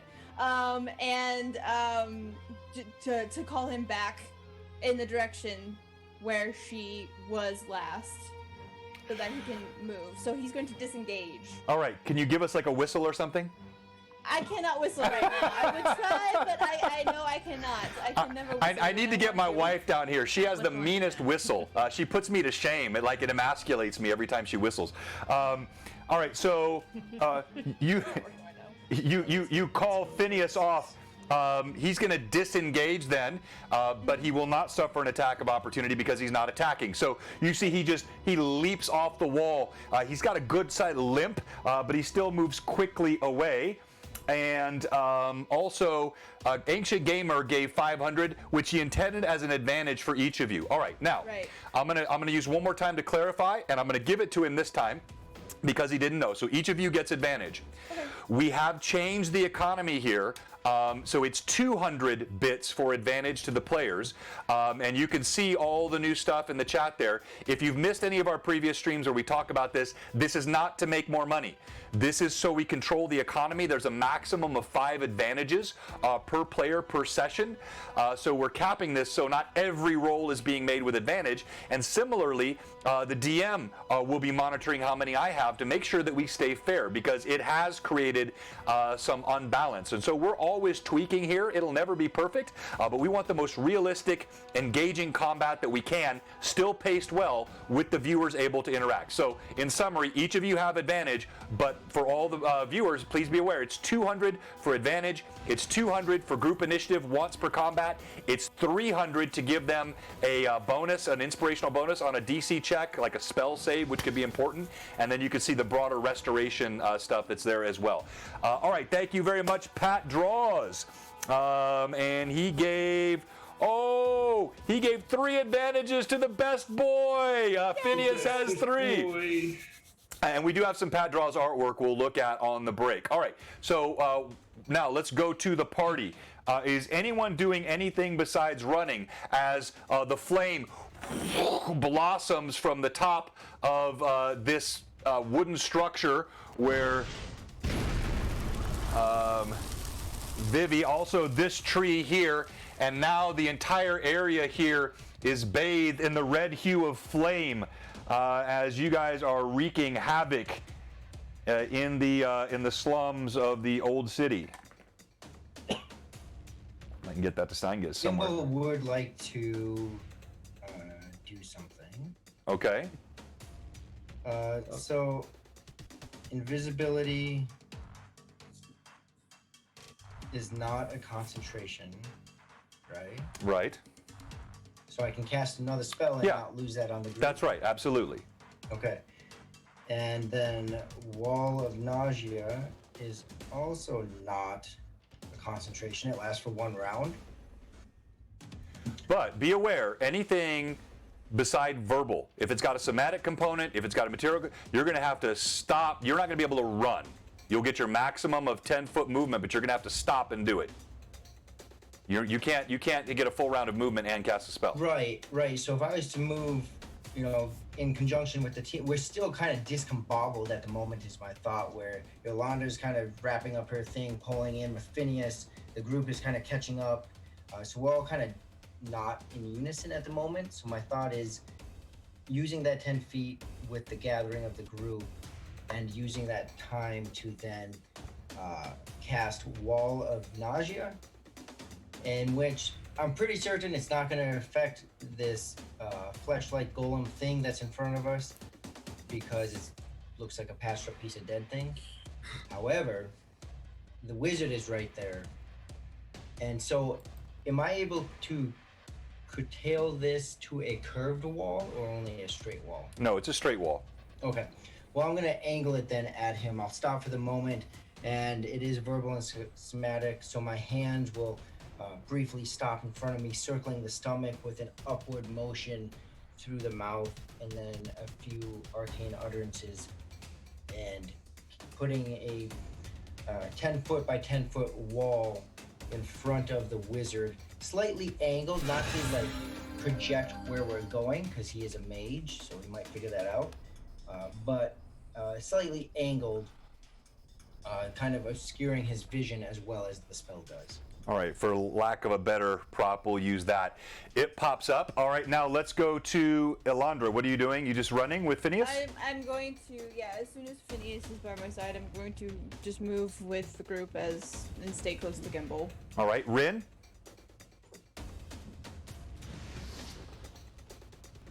Yes. Phineas is looking pretty rough. Yes, no?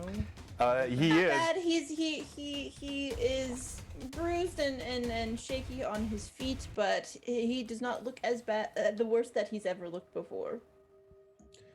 All right. Then I'll do the same. All right, so you're sprinting. And last, Lilith. Anything you're doing differently? Gimble has stopped, correct? Yeah, you see Gimble kind of stop midway, and you see kind of moves his hands and does this motion, and you recognize he's casting some sort of spell. You're not sure what it is. Flames lick higher against the building. You start to hear shouts in the distance. You no longer hear dogs barking. That flesh golem is standing how close to that building? Oh, it's right next to it. And you said that there is wood on it, correct? Yes, uh-huh. Can Lilith cast wood shape and possibly enclose wood around the flesh golem? Do what? Wood shape? Yeah. Because I can make raw shape, nothing in detail, but I can bend and shape wood into any desired shape I'd like. Yeah, I know. So hang on here. So you want to stop. You want to look at some of the wood on the structure standing right next to it, which is already going in flame. Yeah. In case the flesh golem in wood that is. So here's the challenge with that. It's a touch spell. So you have to be touching the wood to shape it. You cannot shape it from a distance. Thank you. Danny, good to see you. Bill, everybody in chat, thank you so much. How far away am I to the building? Would I be able to move there and then touch to cast the spell, or no?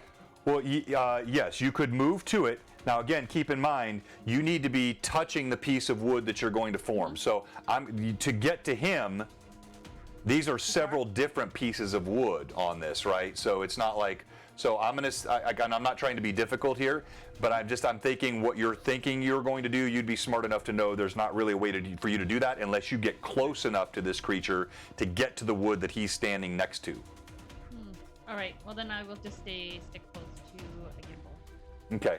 Yeah. Sorry. Again, I'm not trying to tell you not to do it, but it just you realize you can't. All right. So you run, Gimbal. You put up the spell, and now. You see the golem just walks right through it, seemingly as though it doesn't exist, and he's stumbling after Brim. He heard the footsteps, and everyone else is still in the range of your invisibility spell, so he's just walking that way. Dunk, dunk, dunk, heavy footsteps. The mage...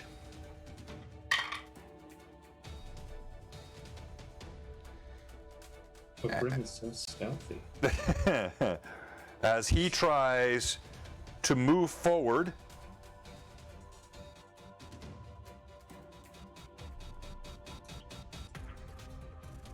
I like this music. as he touches your wall, you hear and you see him double over, vomiting into the soil. Had no idea what he just walked into. That is their round. So now we go to initiative.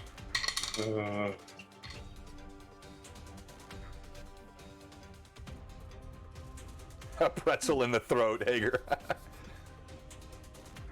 That's a 5. All right, you have initiative. As the flames roil up around the building, the tree now burning as well. You hear the shouts coming from all directions. Is anyone doing anything differently than running? Nope. Brim's going to be running, but he's really wanting to make sure that his party is with him. He's not just going to leave him behind. Yeah, which you could easily do, even carrying Father Aaron. Anyone else?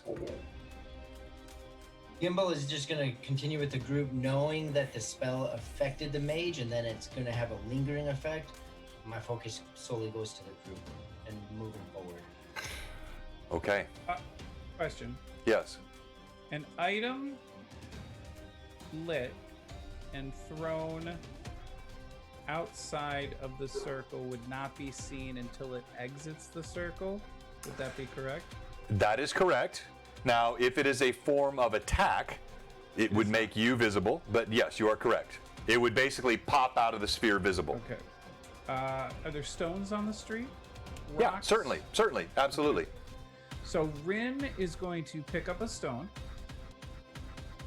quietly cast light on it, and throw it in the opposite direction that we're running. So back towards from where we came, hoping to distract the big guy. All right. As the rock clatters, it illuminates here, and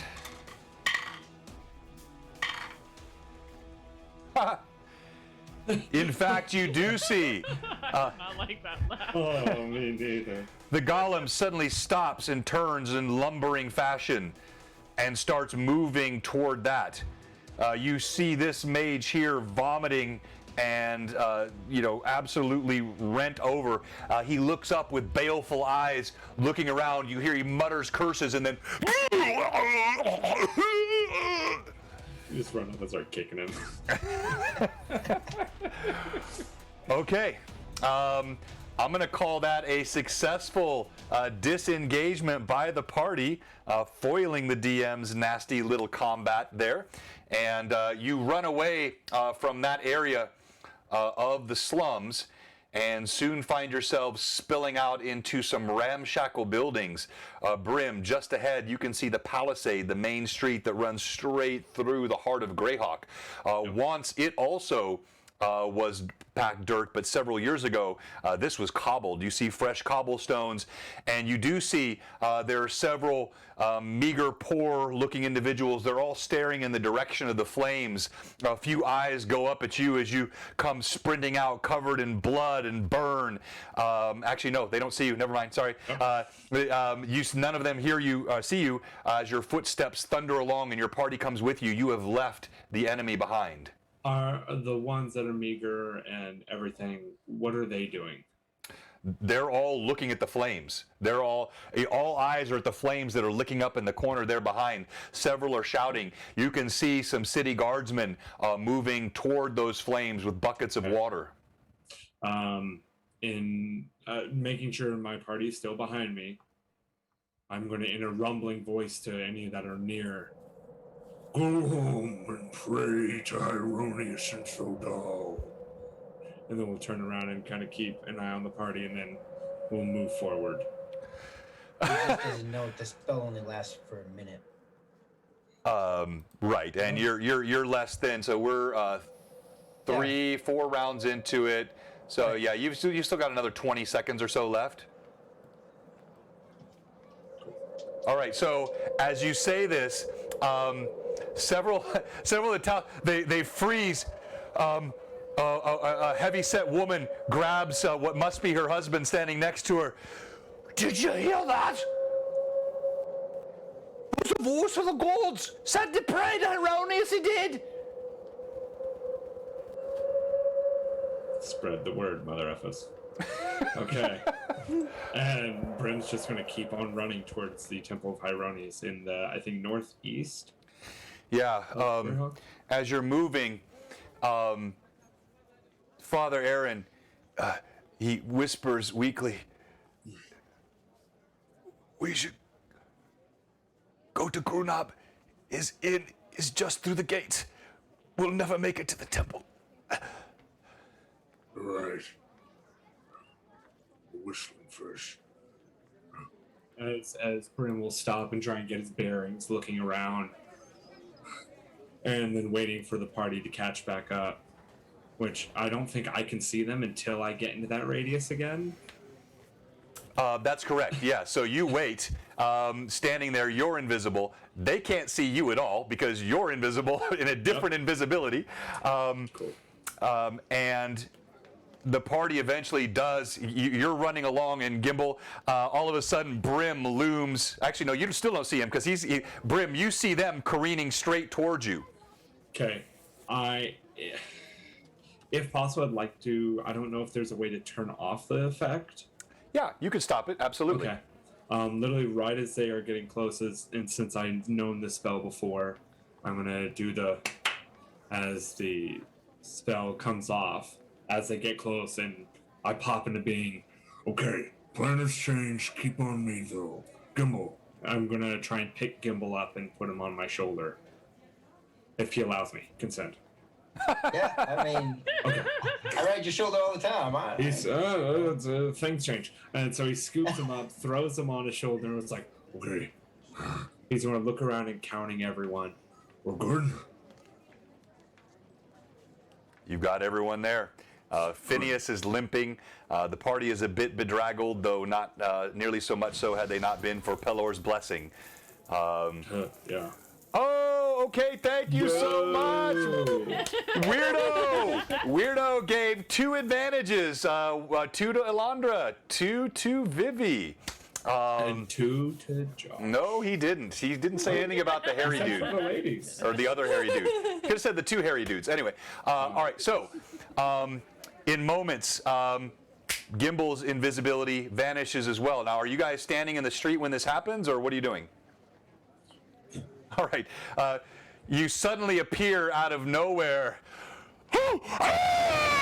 there's some screams and there's a ruckus and commotion. You move past it. As soon as people see the girth and size of Brim, though, they quickly move out of the way. The goodest boy doesn't have the goodest look on his face right now either, and so even Phineas's fangs, there is a nice little what's the word I'm looking for here? The path opens. The water parts for you as you go through the crowd. People getting out of the way quickly. You're approaching the Black Gate along the processional of the Free City of Greyhawk, and we're going to go to break right there.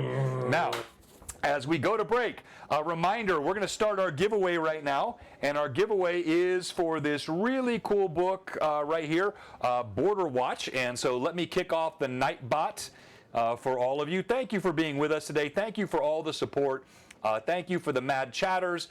Thank you for all the gifts and the subs and all the stuff that you guys have done tonight. We're just getting started. We've still got plenty of role play and death and mayhem to abound here.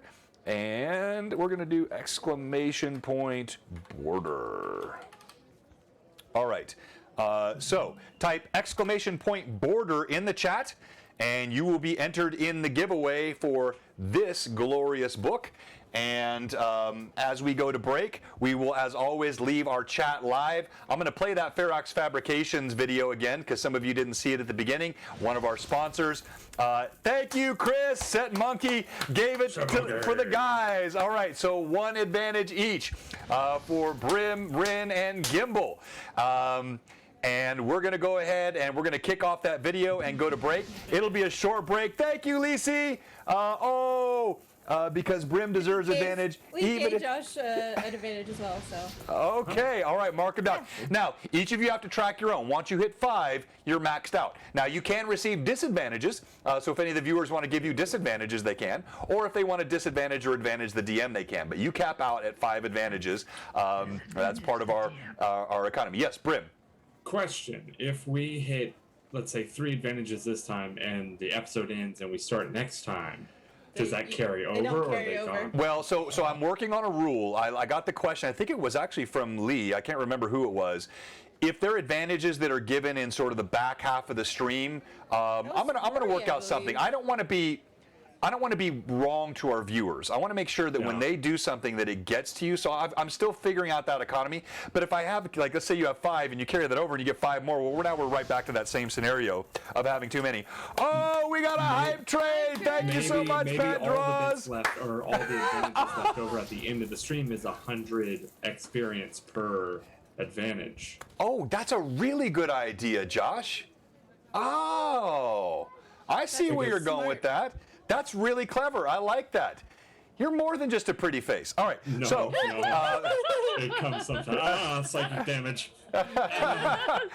Hey, good to see you, Hob. Thank you so much. It's been a minute. I've been gone for a couple of weeks. It's our first hype train in a couple of weeks. I very much appreciate it. Oh, and I got a disadvantage. I got 2 disadvantages, and Pat said it was because I felt left out. That's how he was giving it to me. Lee just canceled out. Oh, let's go, Lee. Thank you very much. Those are gone.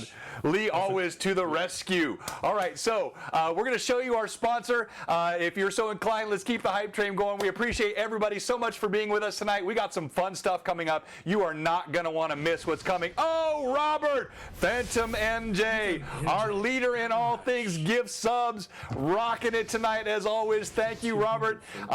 Stay with us. Border Watch giveaway coming up. Some fantastic role play. You're going to get some insights into Brim, and this is not conscripted or railroaded. This is just the nature of where they're at and what they're doing, and I cannot wait. It's going to be so much fun. We will be right back after the break. Literally up my go. Crap. Level 3 hype train. What?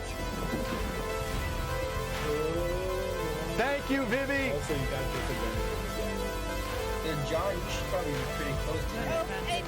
You're 5 and 5. I got another advantage. Thank you, Short Mom on the run. I love you. I hope to be as rich as you pretty soon with all the gyms out here in LA. Which, once this stream ends, I'm going to show you guys my room. It's huge. This whole place is so beautiful. Like, it makes me so happy. And I've already made 2 friends within the apartment complex. They're both like 60 and older, but I'm now friends with them. I told them I'm gonna make them some baked goods. Hey, old people, they got a lot of stuff. You do. Wait. I don't mean like stuff. I mean like, I didn't know how else to say it. I was doing something else. But like, you know, there's a lot of stories. There's a lot of Oh, well, that's what I love. interesting things about them. Like the You've guy. talked to John, haven't you? Oh my gosh, John, with his ancient knowledge and tomes, he has so much to offer. Yeah, that's why he doesn't like dinosaurs. Hey, Bloodwild. I see you, Hob. Daddy wants dice. Soon. Daddy wants Ferox fabrication stuff, man. That Darren stuff is so awesome. Ooh, it's so nice. Oh, look at Josh Brand. Hey, Hob, Zarabanan! Thank you so Hob, much. once I get better technically, I'm hoping to have a Children in-person session in Cali at some point in the future. Okay, I like it. And you know, I'm thinking about doing some more in-person sessions. I've got a lot of people that live kind of close proximity around here. Jacob. I could get Patrick, I could get Jacob. I get Jacob. I could get Danny. Ella, we could have. Danny's okay. No, Danny's awesome. All right, Disadvantage. that's 10 disadvantages for you. No. All right, Danny knows I love we'll her. be right back in a moment. More fun Greyhawk Awakening. Stay with us, fans. Hey, if anyone shows up, I'll totally make baked goods for everyone. I made for Father's Day orange apricot scones. Hey, That sounds amazing. Hey, look, Josh. Yeah. When you're now living in California, you don't say baked good and stones in the same sentence. I said scones, sir. Now remember to turn off your Microphone? mic so that we don't hear the lemon. Hey, Evelyn, is there a bot or anything to track or something that can? No, I couldn't find anything to track that individually. I just threw my stuff out there because I don't want people to be like, you know, Yeah. dousing me with stuff, and it's like, Yeah. well, actually, I already passed 5. I'll douse Yeah. you with whatever. you Wait, want. it would have to be something that John puts into Streamlabs. It wouldn't be like a separate bot thing, Hey, because it would have to be some sort of like visual on the screen. Yeah. Yep. and Okay. there's not a good way that I've found to do that. Like there's not a lot of good integrations. Like D&D Beyond has figured that all out, but Right. yeah. Oh, cool. I'll be back.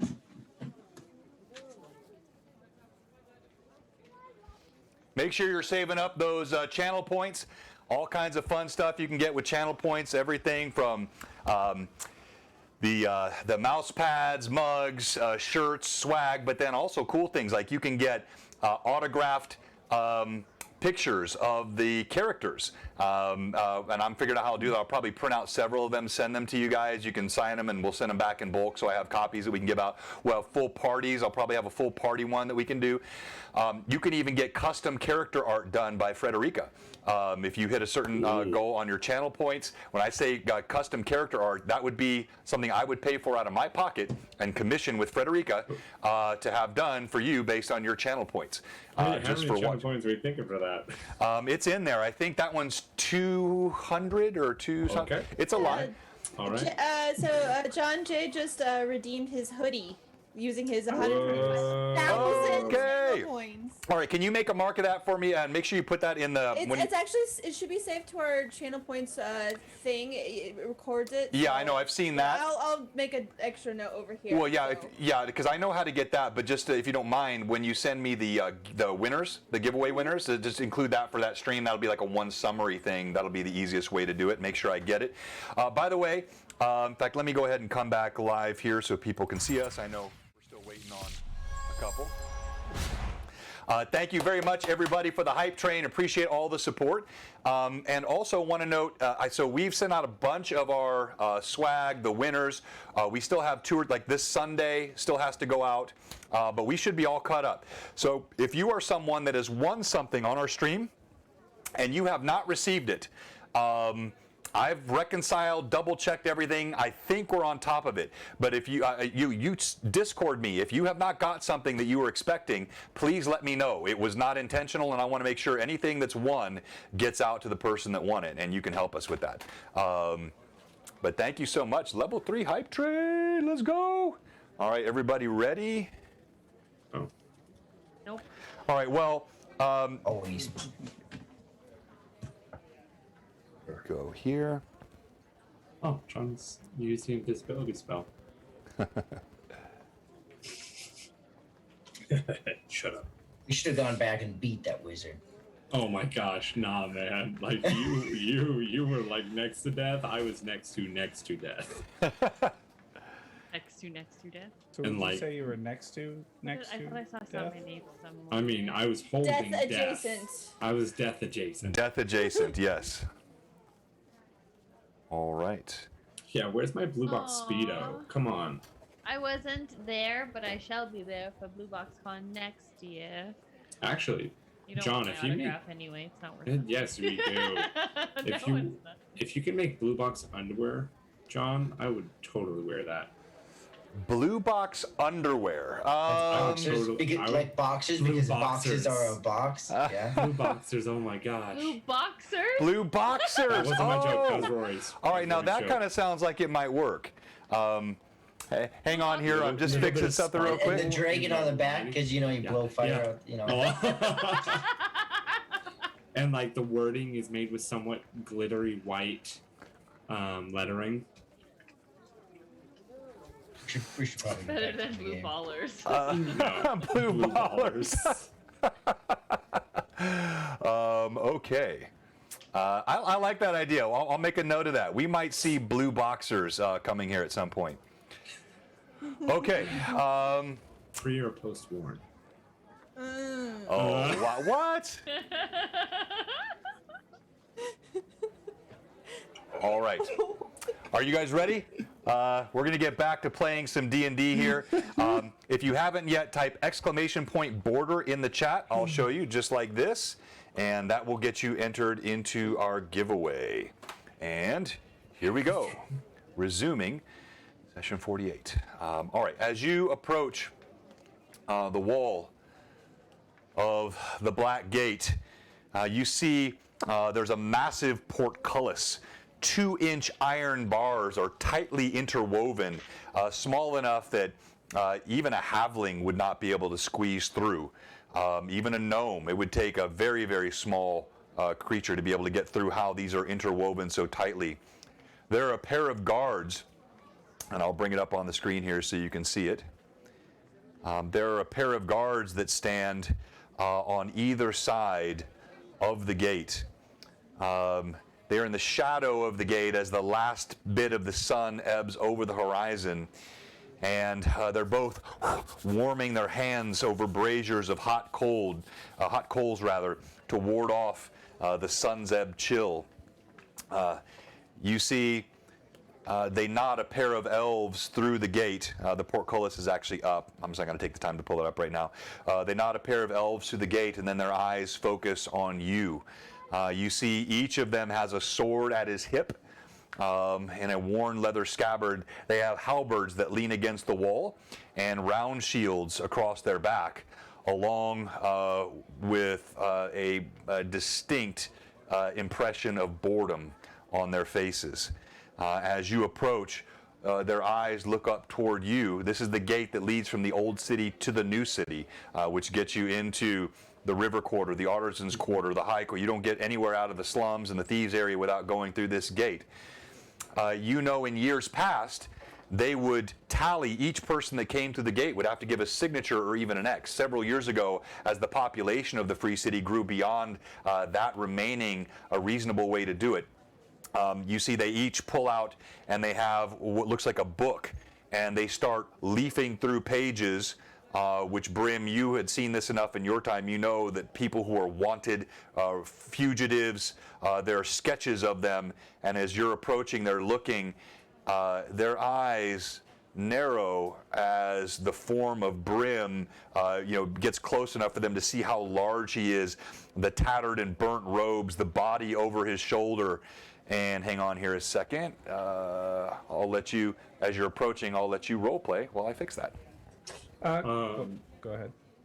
Brim would have started to fall back, like he would have slowed his roll from the sprint that he was doing to more of a just walk, and then he would have kind of leaned back towards the room. Rin. Oh, go ahead. Sorry. No, go for it. Rin, noticing this, would step forward towards the guards. They tarry the people going through when they're able to look for criminals. I'm going to respect. I'm leaving this to you.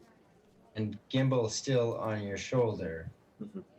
Brim, if you want me to make you a little bit bigger and hairier, I'll do it. Also, maybe they let us through, and if not, maybe there's some value in that book. And, some things disappear sometimes, so. As also Father Aaron is going to be kind of slung like a child in his arms, not so much over his shoulder. All right, you do this, and Brim, as you hang back, and Rin, you step forward, correct? Yes. All right. He's going straight up to the guards. All right, as you walk up to the guards, you see the one on the right. He's a graybeard. He's got a large jagged scar that goes across his cheek, and he sees you approaching. He glances down at you, but he's still got his eyes up, studying the form of Brim, and he looks at you. What's your business? Greetings. I'm a priest of Pelor. I seek to head to the temple. We have an injured man with us, and he needs treatment.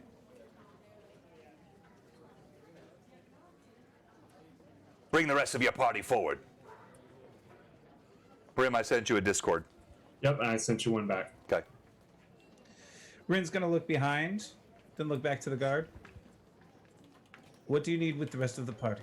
I've told you what we require. Allow us entry. And this is not something anybody in the group has seen Rin. This is not how Rin has acted. This is very different right now. He looks over. You see he gets a sneer on his face, and one hand goes to the pommel of his sword.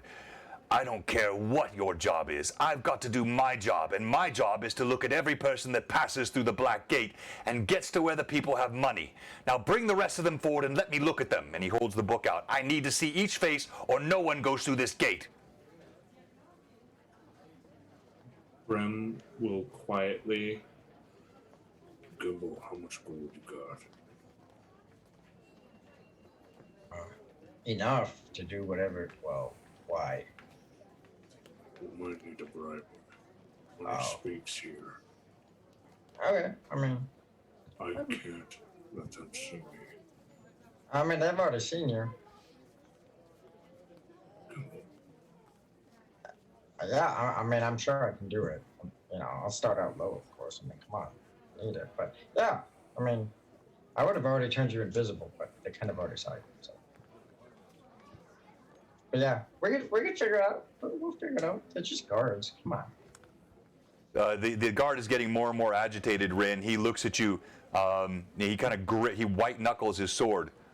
Are we gonna have a problem here? And Rin will look at the guard. One moment. And he's going to turn back around and head back. So these guards are not going to allow us in easily. They want to see each of us. I suppose they have reasons behind it, but I'm not sure what it is. That checks out. With that, she will look at Brim.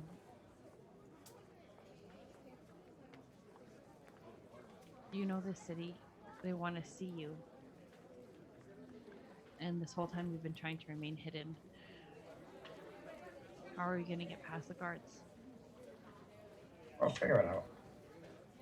Gimbal. Yeah. Yes. I'm going to take him down from my shoulder and set him down. Trust you. But, I mean, they're still going to want to see us, so, there's that. Okay. And you'll see just one of those giddy old smiles back at the cavern, kind of, when he first did the enlarge, reduce, like the whole, like the giddy side of Gimbal will kind of like socially awkward, like, why is he doing this? He'll just get all giggly and bubbly right As you're doing this, Gimbal, you notice not the guard with the scar that was dressing. He makes a head motion. The other one starts moving forward, walking toward the party. And Gimbal's going to start walking towards him too, just with a smile. Just, Brim as well. Wait, what are you saying, Josh? Brim would as well. Walking toward the guard? Trying to kind of center the party on him, just kind of like circle up, but keeping the gnome father in front. Okay, all right. And he's done his upper lip thing where he covers his tusks. All right.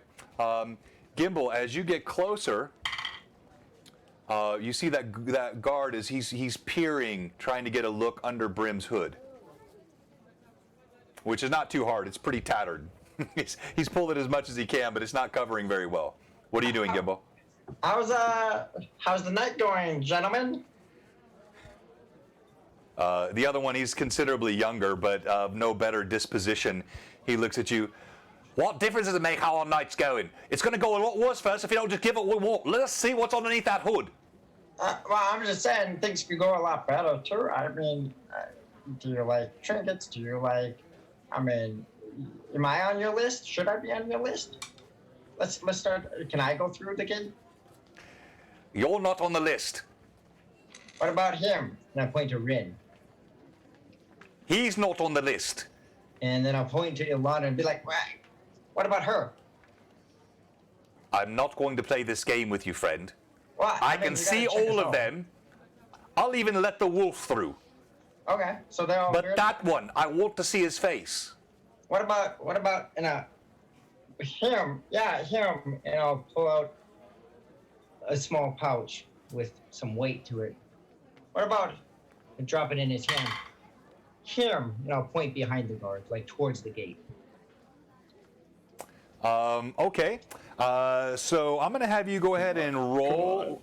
Let's make a diplomacy check for me, Come on, please. advantage. Someone give him an advantage. No. Yes, he is funny. He's funny. I don't ask for those. Okay. No. I do.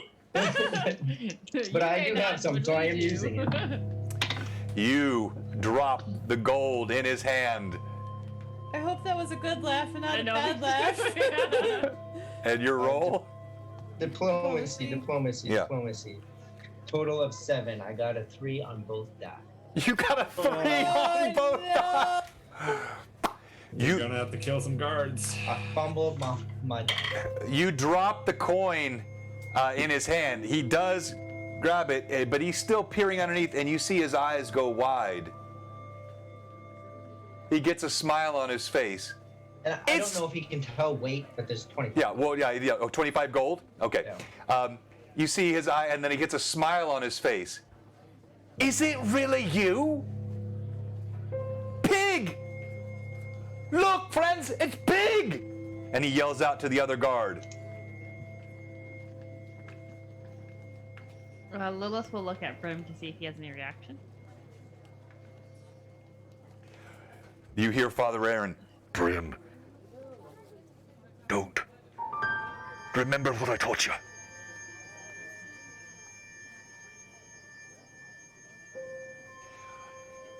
What are you doing back, Pig? You need some more labor? We've got plenty for you. Lilith will step forward. What is it that you want? We just want to play with Pig like we used to. He looks a bit bigger, though, than he was. Wouldn't you say, Frezen? The other guard, he comes walking forward. By the gods, you're right. It is Pig. Look at the size of him. Gotten bigger, lad. John, DM, I'm sending you a message. He looks at the rest of the party. Joel, realize who you're keeping company with? A friend. Hold on, let me look at my Discord is blowing up right now.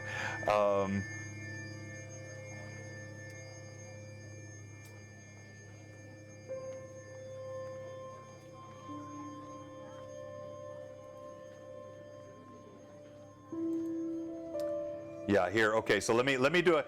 All right, so for our viewers, we use Discord for some of the private DM chats to help things that maybe one player knows that another doesn't.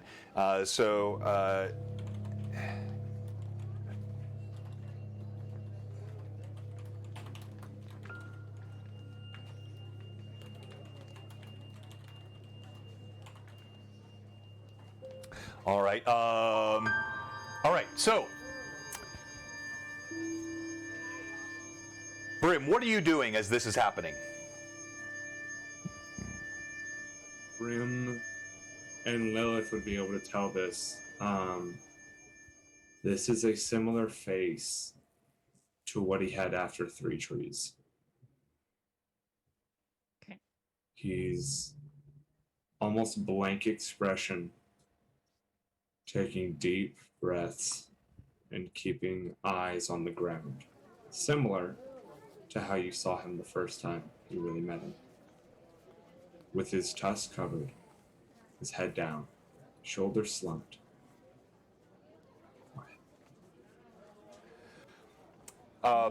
So go ahead, Lilith. Lilith will move right in front of Brim, standing right in front, and she'll reach her arm back and just kind of hold and kind of reach back for Brim's hand to go grab it. All right. So as Lilith does this, Gimbal, you see Gimbal starts to kind of slide to the side a bit. Anyone else doing anything? Phineas just has a low growl in his throat.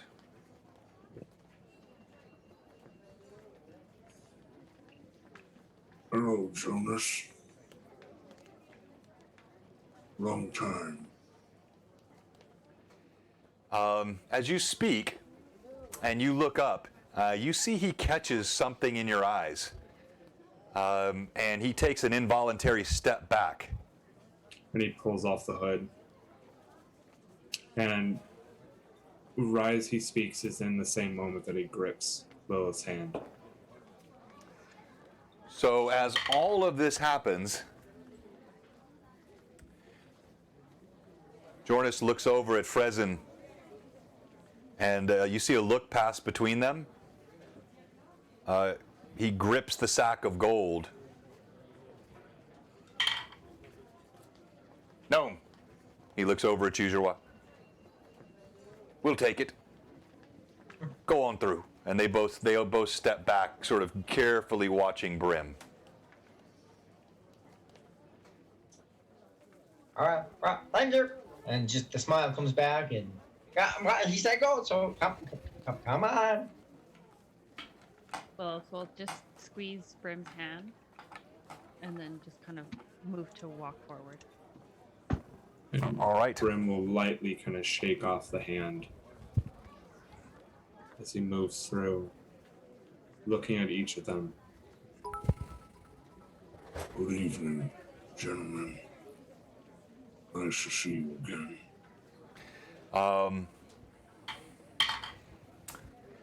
The older one, Frezin, he seems to remember himself, kind of steady, steals his eyes on you.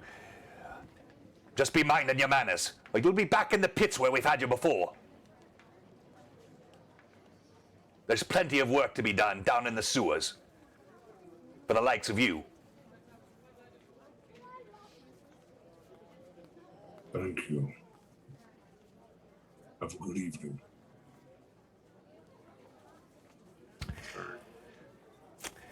All right. You pass through the gates. As you walk underneath, you see the base of the wall here, even inside, whereas the outside walls, you can tell, are probably a good 20 feet thick at the base.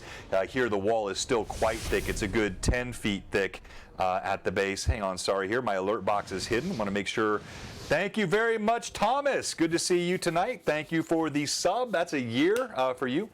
You pass underneath, and again, you see the old gate, and it's called the Black Wall on this side from all the soot of the chimneys and the countless years. There is a true blackness to the walls on this side. As you come underneath and you pass into the area that would be the river quarter to the left, you can see the artisans' quarter up ahead. And as you pass underneath it, you move from the ramshackle huts and the dilapidated looking buildings. Now you see more streets in some areas are paved. You see a little more mercantile presence, but the sun has gone down now completely, and you find yourself walking through the early night. With this, Father Aaron leans over, his voice barely a whisper. You can tell he's struggling to hold on to consciousness. Do not tarry, lad. Even the river quarter's not safe at night. You remember where Greyhawk is? It's just up around the corner. Understand.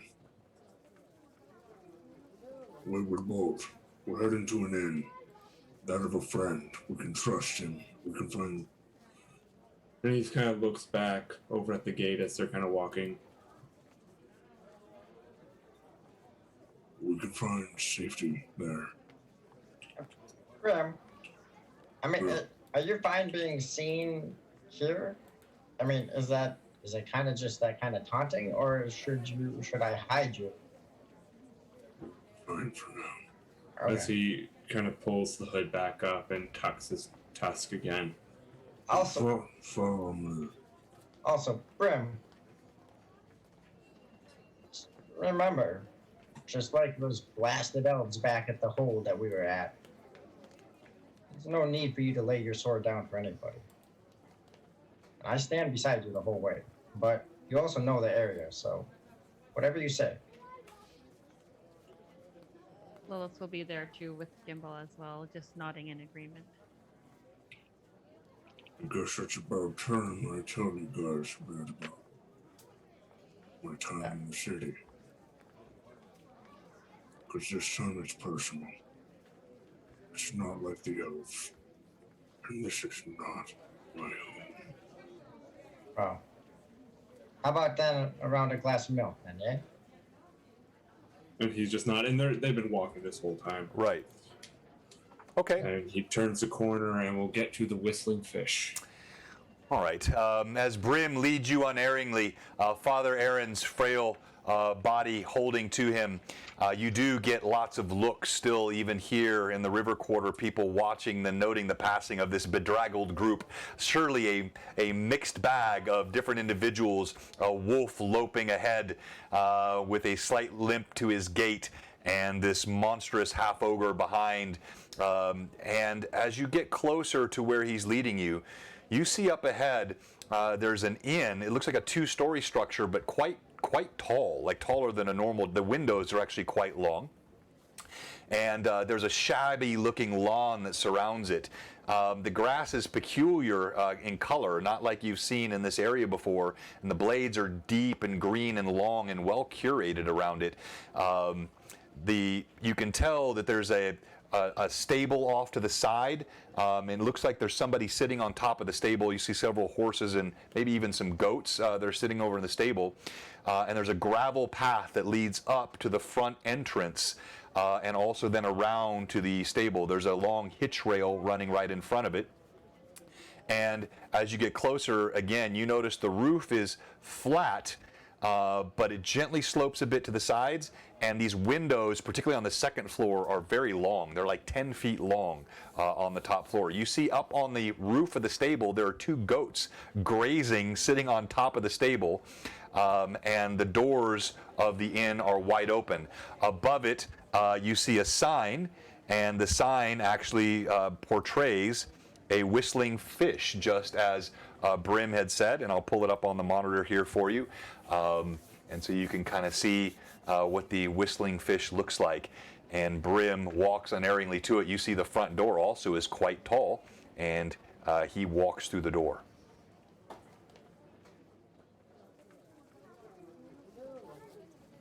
Anyone doing anything else, or just following him, or what are you doing? Lilith will follow. Okay. All right. So, Sorry. Where we are at in the city, are there any guards walking around?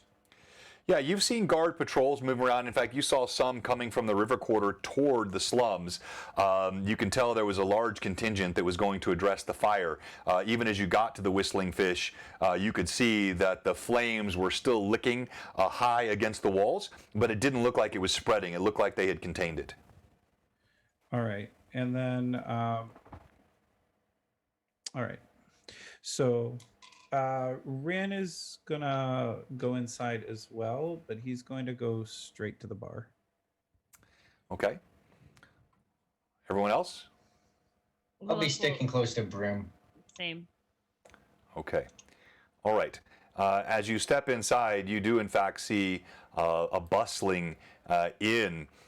You see there are several people sitting around, all types. You see what looks like a couple of half-orcs. You see several humans and elves, and it is a busy and bustling inn. As you come in, you do in fact see the ceiling is quite tall, and it becomes readily apparent to you as you walk in the reason for this. And I'm going to pull this up for you on the screen, so everyone should be seeing now the interior of the Whistling Fish. And there are... Yes, we found the pumpkins. And you all go around the table. So reminder here for your minis, this is Brim. This is Call, who I completely forgot in the last combat, but he is still with you. Here we have Gimbal. Here we have Elandra, and here is Father Aaron with his robes pulled over his head. Phineas just kind of loped around the side opposite of the stables and haunched down behind them. You've seen him do this before. He knows what to do with you, Elandra, when you approach these sorts of habitations. Rin has walked straight up to the bar. You see there's a barmaid behind and a barkeep, but more than that, there's something else that catches your eye. There is something that stands in one corner, kind of rumbles over, too small to be a giant, too large to be an ogre, big gut, muscles that don't ripple, but just heavy mass underneath a nice layer of fat, pate that's balding, and you see his eyes narrow as he hones in on Brim. Rin, you move up to the bar. What are you doing? Question DM, where is he? I'm sorry, what's that? Oh, do I not have you down there? Oh, okay. You're in the pumpkin. You're in the I pig. feel like that's somewhere where Lilith would be. Hey, thank you very much for joining us, Leo Muchacho. I think I got that right. Lilith pops out of the cake. Hang on here. And I forget which mini I used for you, so you're going to get, I believe you got the gal with the horns. That's the closest I have to a druid. Yeah, the horny gal. Oh, wow. Really, Josh? She has the antlers, yes. Yes. The red-headed druid with the antlers. Thank you for joining us, Time Also, I Men. can't control breath. And you both have just joined the most, and that's Yeah. that's right, Lee, the most illustrious group in all of Twitch D&D chat world. You are now part of the Mad Chatters. Congratulations. If you're just joining us, it's not too late to type !border and be entered in the giveaway for this fantastic module based on 2nd edition Greyhawk, Border Watch, for 1st through 3rd level characters. It's a really cool module. It can be adapted to any system in any game world, and we'll be giving that out later tonight. Rin, you approach the bar. Heavy-set barkeep with a greasy apron and a ready smile on his face looks up at you. What can I do for you? Hi, I'm new to these parts. Can you direct me to where a Temple of Pelor is nearby? Oh, well, that's no hard. You just go through the high city wall. It's in the high quarter, where all the temples are. Okay, thank you very much. But would you like anything to drink? No, thank you. He shrugs. All right. Brim, you feel Grunab walking towards you. Everyone else, as you see that you're not sure what to make of it, as you see this monstrous figure approach. He's still, even though short for a hill giant, he's still quite a bit above Brim. And you see he bows up and his arms go wide in a semi-threatening fashion. And then he throws his head back. Brim! He throws a pair of massive arms engulfing Brim in a monstrous hug. Brim will kind of hold them off a little bit.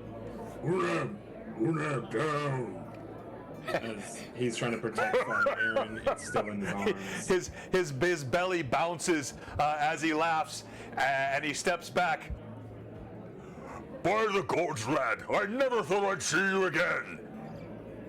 As Brim will hold out his hand to do the warrior's clasp. and then do the usual head funk together when they meet. Thunk! You see the two of them, they slam their heads together in a stunning display of machismo. And Grunab looks at him. Who are these? What beautiful ladies you travel with, Brim. And Brim has a slight smile to his face now, a little bit of relief. And Father Aaron. As he looks over, and he's kind of leaning Father Aaron in a chair against the table. He looks over, and you see he didn't even recognize this slumped over, frail figure on the bar. Father Aaron pulls back his tattered hood, and now in the light of the tavern, you can see he's even more hollowed out and pallid than what you had thought before. You see burns on his flesh. His eyes look feverish. Brim! My regards, Father Aaron! What's wrong with him? We need to be quiet. Several of the patrons kind of turn and look at this. Do you have a room where we can speak and rest? Of course. I'll take you upstairs. He's going to pull his and Father Aaron's hood back down and pick Father Aaron back up. He turns around to the party. Please, follow if you can. Sorry. As he's going to turn and go to follow Grunab. All right, anyone else doing anything? John, I sent you a message. Okay, thank you. She cuts Father Aaron's Yes. throat. TM, how much attention has been drawn to the group? You said some people were paying attention. Was it just a casual look, or people like uncomfortably paying attention to us? No, like not uncomfortable, but everyone knows Grunab, and to hear this sort of exclamation and this, like, what's going on here, it's just drawing sort of curiosity from the crowd. You don't sense any maliciousness. There's nothing really odd about it. Hang on here 1 second. I want to make sure I do this correctly.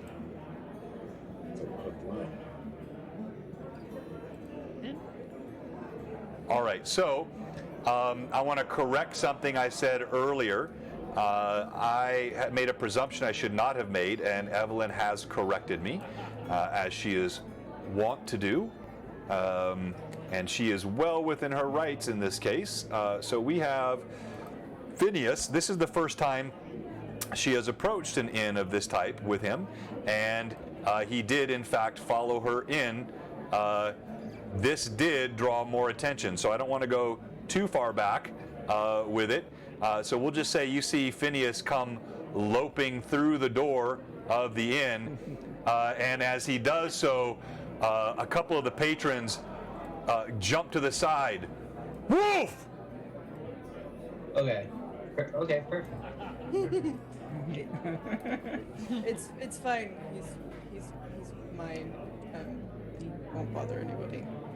And Gimbal, for his small size, is going to be loud, and he is going to run up to Phineas and just go face to face. Hope I don't get bit. Go face to face and go, "Oh yeah, you good boy, you good." And give him a big hug. Jump up on the table and say, "Why not?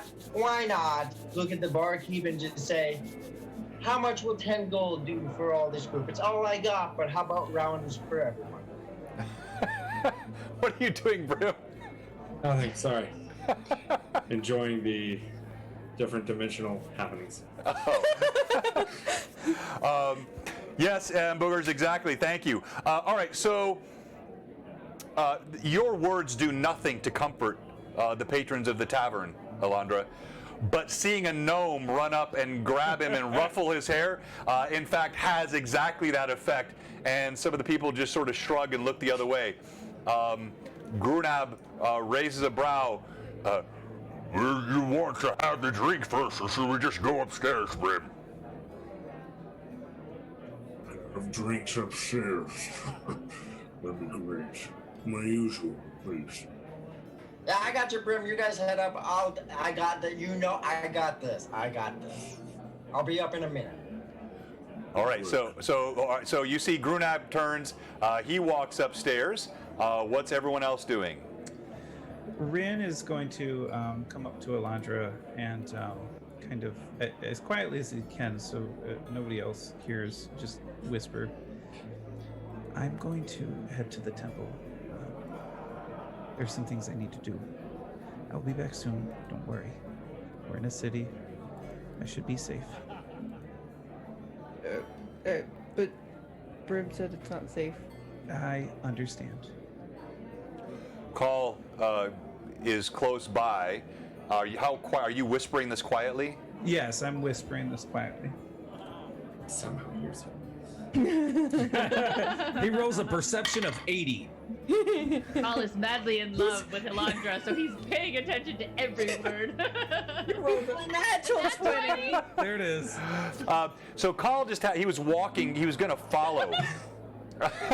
He was going to follow Brim and Grunab up the stairs. In fact, you can see so because I was actually putting them on there. Why is that not giving me my DM menu here? Oh, wait, there we go. Bill. No, that's not what I want. I want this one. There we go. And as he's walking past, you see he stops and he looks over. Rin, my friend, I do not think it is safe for you to do this. This city is dangerous at night, even for one of a holy man. I know I am the newcomer here, as you say, and I have seen more death and more bloodshed and violence in this short time than I have seen in all of my days. But if you will have me, I will keep my swords with you, and I would hope that you would stay alive. And Rin will look at him and nod. That would be fine. He looks relieved. But he doesn't watch what you do, and he turns and he walks upstairs to follow Brim. All right, what are you doing, Lilith? Before Brim goes upstairs and follows him, she'll just catch his wrist and pull him back a little bit and try to pull him down so that she can. No, I'm not that strong. All right. You pull. If Brim is you willing. gently kind of pull him down. Are you safe with him by yourself? Yes. If you aren't willing to go upstairs, yes, I'm safe with him. Oh, I'll come with you. Thank you. And while Brim is still down, she'll just kind of reach out and put her hand just on his cheek. And then just make some eye contact. And then, again, just change with her ring of, what the heck is it called? Rainbow? Rainbow hue? With her ring of rainbow hue, she will once again just change color into the same skin tone as Brim. Just as a reminder. Brim, you see her as she touches you. Suddenly, that same grayish hue of your skin goes across her visage down to her hands. Now, do you do it just to your skin? You have the ability to apply it to your body or to all of your equipment as well? Just my skin. Okay, you see that happen. Brim will just smile. Thank you. As you also feel as you touch his cheek, he's shaking slightly, and his skin, which you've never felt it this way, is cold. Just flushed, but cold flush. Cold flush. If she can feel the coldness in her hand, she'll take her other hand and just kind of cup his face, both cheeks. All right, let's go then. All right, and Lilith, you could make sure you speak up. Your voice is just a bit quiet. I've turned down the ambient stuff as much as I should. All right, you head upstairs as well. All right, that leaves Rin, Phineas, Gimbal, and Elandra downstairs. What are you doing?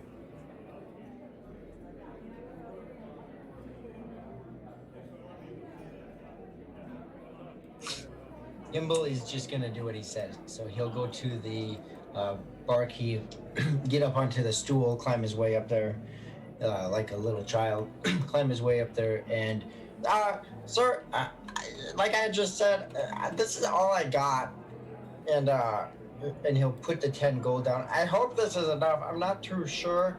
what milk costs here, but if I could get a round of milk for everybody and some mugs to bring upstairs with my friends. He smiles. He says, I'm sorry I didn't recognize Brim when he came walking in. There's no coin to be paid for the friends of Brim. And he takes out a big, what looks like a jug of milk tapped at the bottom and gives you several wooden steins. Ah, you're awesome. What's your name? Hannes. Hannes. Nice to meet you, Hannes. I put out my hand. He reaches down over the bar to get to your hand. Friends of Brim are friends of mine. Absolutely. And I'll look around to see if anyone's still here to help me carry. This is a lot bigger than me. John, I sent you one more message. Okay, I'm getting blown up on Discord. I'm popular tonight, or unpopular as the case may be. Yeah, you are. Okay, I had that backwards again. I can never keep that crap straight. All right. So,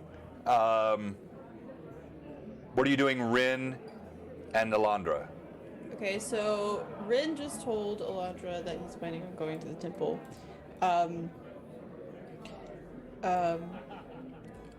And she replied that Rim said it was dangerous. I don't need to go in with you, but I would really rather go with you and bring Phineas along. I wasn't injured in any way during the past few fights, so I'm in fighting condition in case something happens, and I would really rather make sure you're okay, if that's okay. Of course. You've been in the Temple of Pelor before, so you know what to expect. Yeah. And I trust your skill with the bow. And he looks down at Phineas. And the ferocity of your wolf. He sits back on his haunches. You say the word ferocity, and he kind of quirks his head. His tongue lolls out.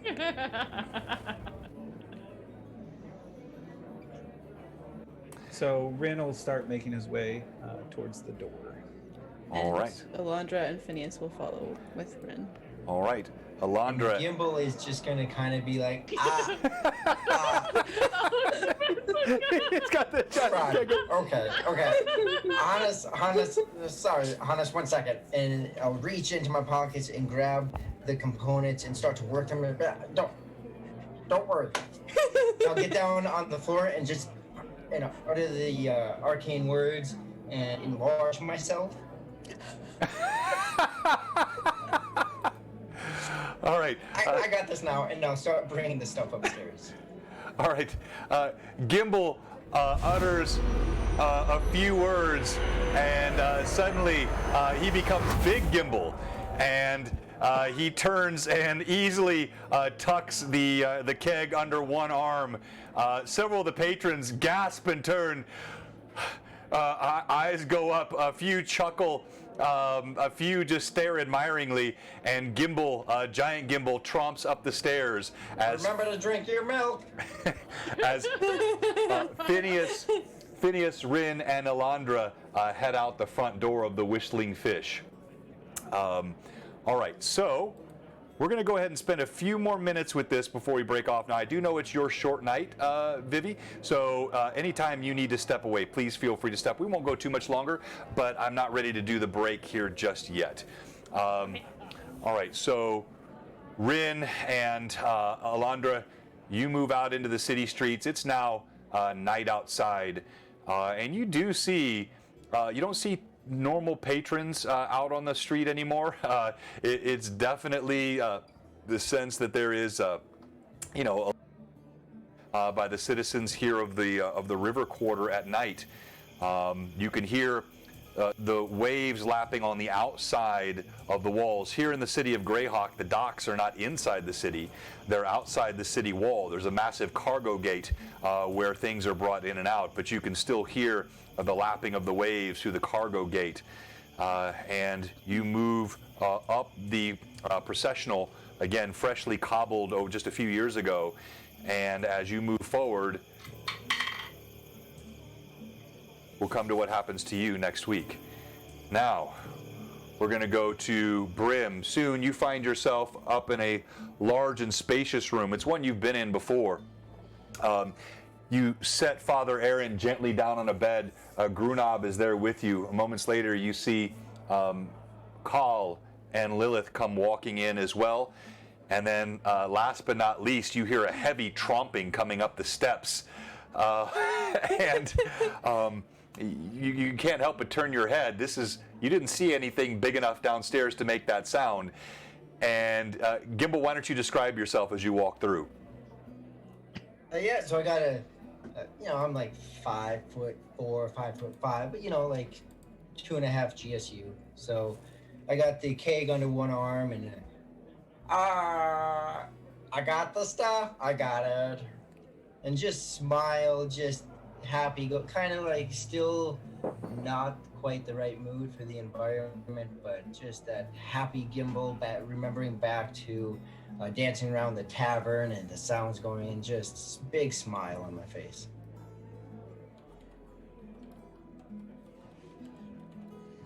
Good to see you, Gimbal. Yep. And it's milk, Brim. It's milk. And make sure to tell everyone downstairs to drink their milk also.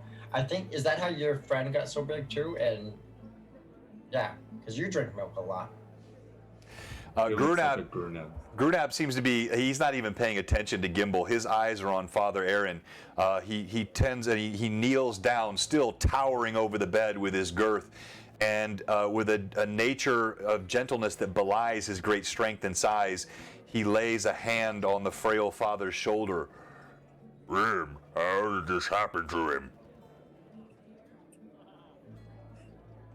He was tortured, taken.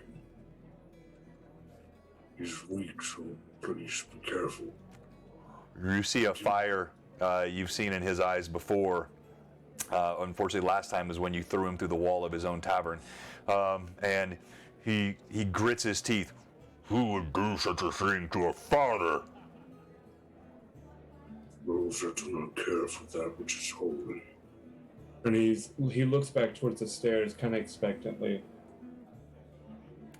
You notice there's no one else coming. There's no sign of Rin, Alondra, or Phineas. Khal looks over at you. The priest of Pelor, he said he was going to go somewhere else. His temple, I tried to talk him out of it. He sounded like he was agreeing to it, but then he went anyway. Where? Do you know which temple of Pelor? I have never been in your city. And Bren's going to do the whole, looking through the list in his mind of, is there more than one temple of Pelor, or is it just the one in the higher district? Yeah, there's just the one in the higher district, and it's sort of on the way to the Temple of Heronius. Pelor is closer to the processional, and the Temple of Heronius is further back in the northeastern side by the eastern wall. Bren's going to just rub his forehead and his face. Just be with them. You can still hear the sounds of laughter and whatnot downstairs filtering up through the floorboards, but much more muted than when you were downstairs. He's going to turn around and sit on the other side of the bed, where Father Aaron is not leaned up.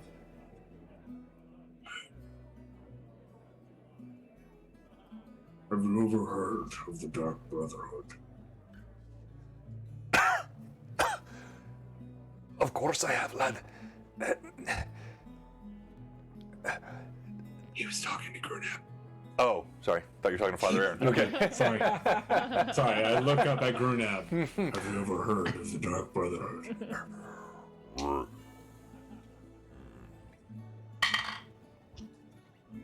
No. Dang it. Father Aaron. Have you ever heard of this? Khal interrupts you, looks over. I do not understand. Why would the healer not stay here to help Father Aaron? He might want to go to his temple to have peace. I don't know. But He was teaching me in the ways of Belor, and I thought these ways were to heal. Carl, sometimes you need to heal yourself before you can heal others. I'm not going to blame him for this. It is not his job to just heal others and heal my father. Grunab.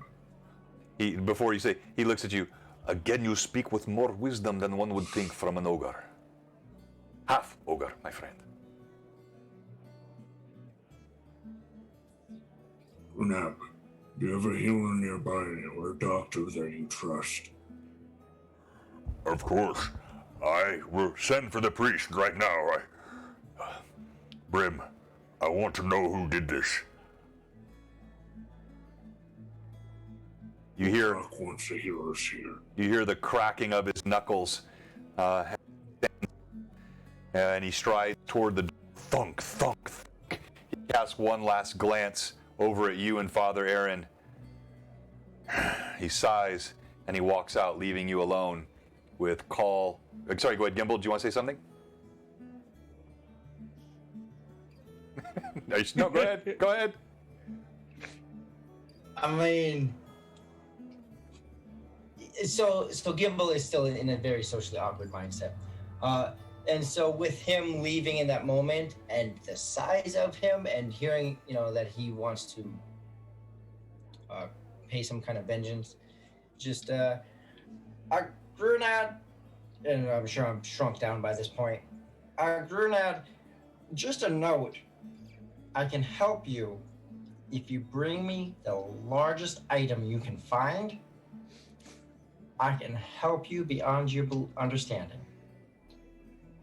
But he tilts his head at you. He looks over at you, Brim. You see, Grunab is quite kind and gregarious, and he's not stupid by any means, but neither is he the brightest in the world. And sometimes he feels like he's being made fun of, and his eye darkens a bit.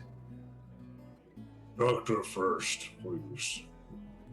He shrugs and walks out. And with this, you feel Father Aaron's frail hand touching yours. Brim, we must be careful. They're seeking us. There were many taken here in the city.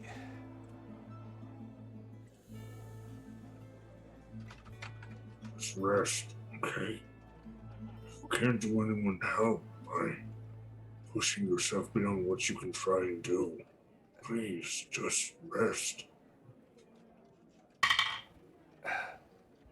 And as though your words of permission were the signal, you see, falls back into his pillow, slumps over, and passes out. As Elandra and Phineas and Rin head into horrific peril. No, I'm just kidding. As they walk through the streets of the city of Greyhawk, Brim, you find yourself almost, it's difficult to comprehend what has happened just in these last few days. And to be in the most unlikely place you would ever have imagined, kneeling here once again at the Whistling Fish, the body of your mentor racked and nearly broken, but still living. It is almost more than you can take. Call just sits back on his haunches and watch. Gimbal continues to quip jokes awkwardly. And with that, we end session 48 of Greyhawk Awakening. Thank you very much, players. Thank you, all of our mad chatters. We appreciate all the support tonight. And you had some fun role play. You had some fun combat. And you got the panoply, the cornucopia of different things here, from Theater of Mind to minis to Tailspire, and I thought it all really worked well tonight. And this is what it gives the DM, is the ability to jump back and forth between these mediums, tell the stories in a way that works. I want to shout out all of our players tonight, but a special shout out to Josh.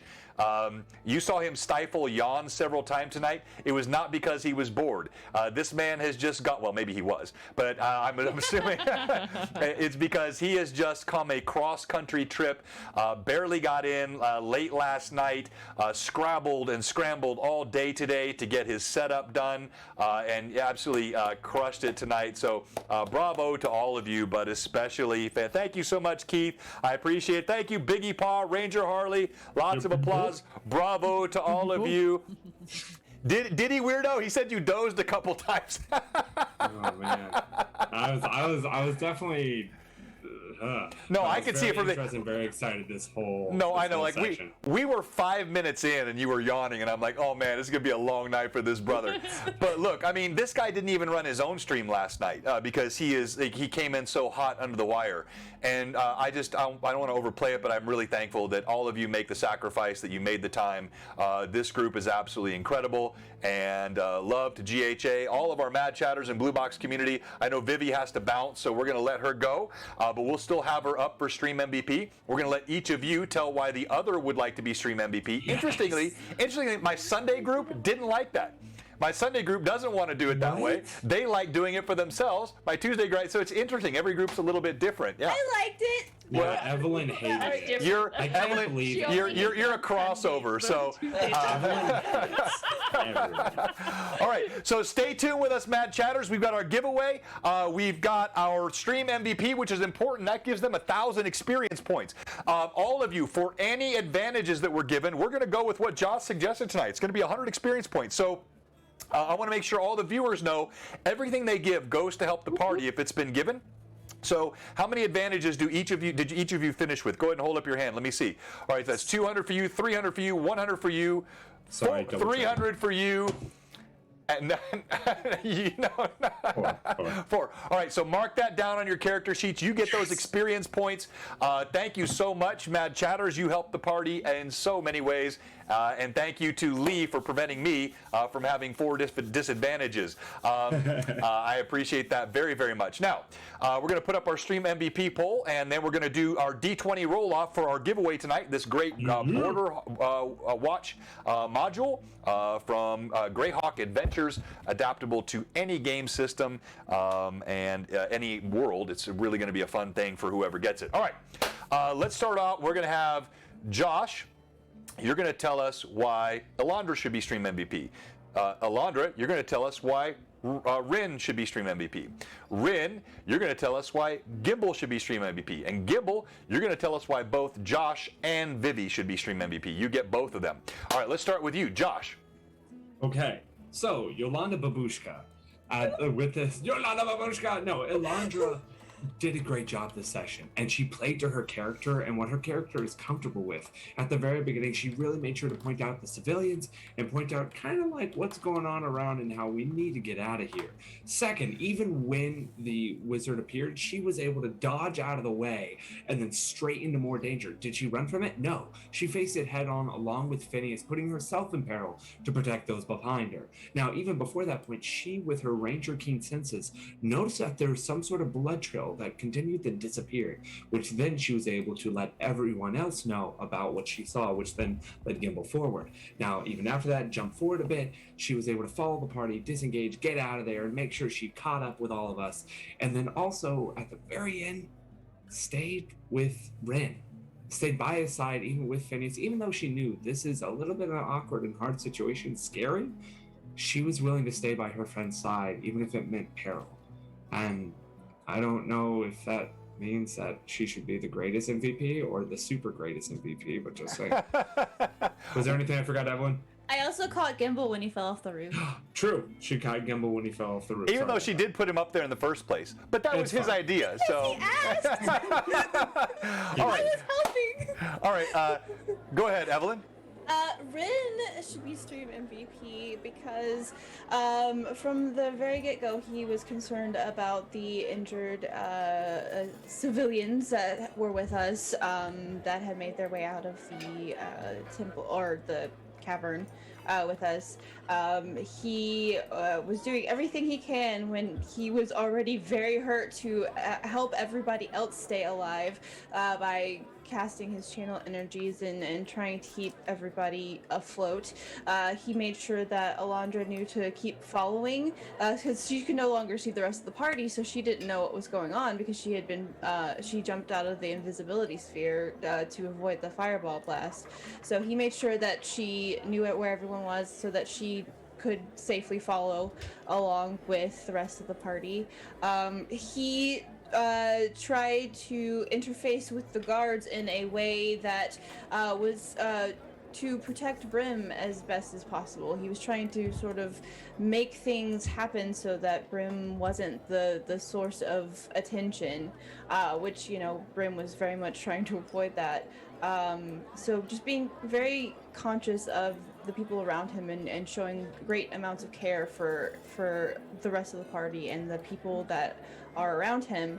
And then at the end, you know, seeking out the temple to Pelor, because it, you know, makes a lot of sense that he's been away from the temple for a while and he might need some time to reconnect to his god in a more formal environment. So yes, that is why Rin should be streaming VB. Well done, well done. And I'm just showing off a little of Tailspire and its glory, and this is actually what I'm using for the free city of Greyhawk here, and I think it's a pretty good representation. It's a nice big city. It's got all kinds of cool features to it. It's got the temples and the streets, and I think eventually we'll actually get a proper representation of the free city built in Tailspire. But I think this one, which is called Bryn Shander, you can find it on Tales Bazaar and on Tales Tavern. It's an awesome cityscape that I think works really well for use as, you know, part of at least the free city of Greyhawk. All right, so Josh, you will be, let me give you these rolls as we go. I forgot to do that for you. Josh, you will be rolling for tonight. Now, if you see your name in the chat, it doesn't mean you've won just yet. It means you are eligible to win based on our D20 rolls. And the first one up is Hager. Hager just asked how to join it, and he got in. All right, so Hager, you are up. And then Evelyn, you will... He is a sub.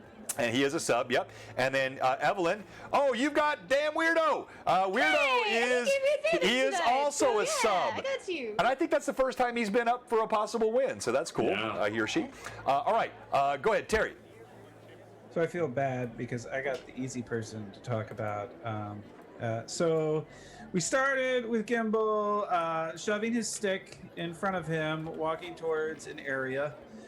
Which is always good. And then, of course, he comes up with the wonderful ideas, sometimes unusual, and decides to climb the roof. Unfortunately, due to lack of lifting recently, he was not able to stay up on the roof, but luckily he fell down and, of course, flirted with Alondra as soon as he landed, because that's what you do when death is staring you in the face.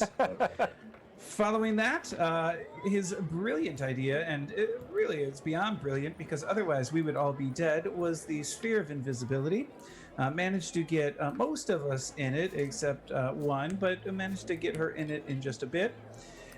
Managed to then get us out, but not before throwing up a wall of sickness or wall of nausea or wall of nausea. And it was really today it was a wall of retching via our DM, and managed to completely stop the wizard from following us any further. Mm-hmm.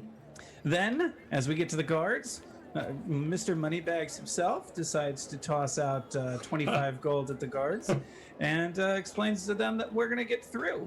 And of course, we got through because he knows how to sweet talk those guards.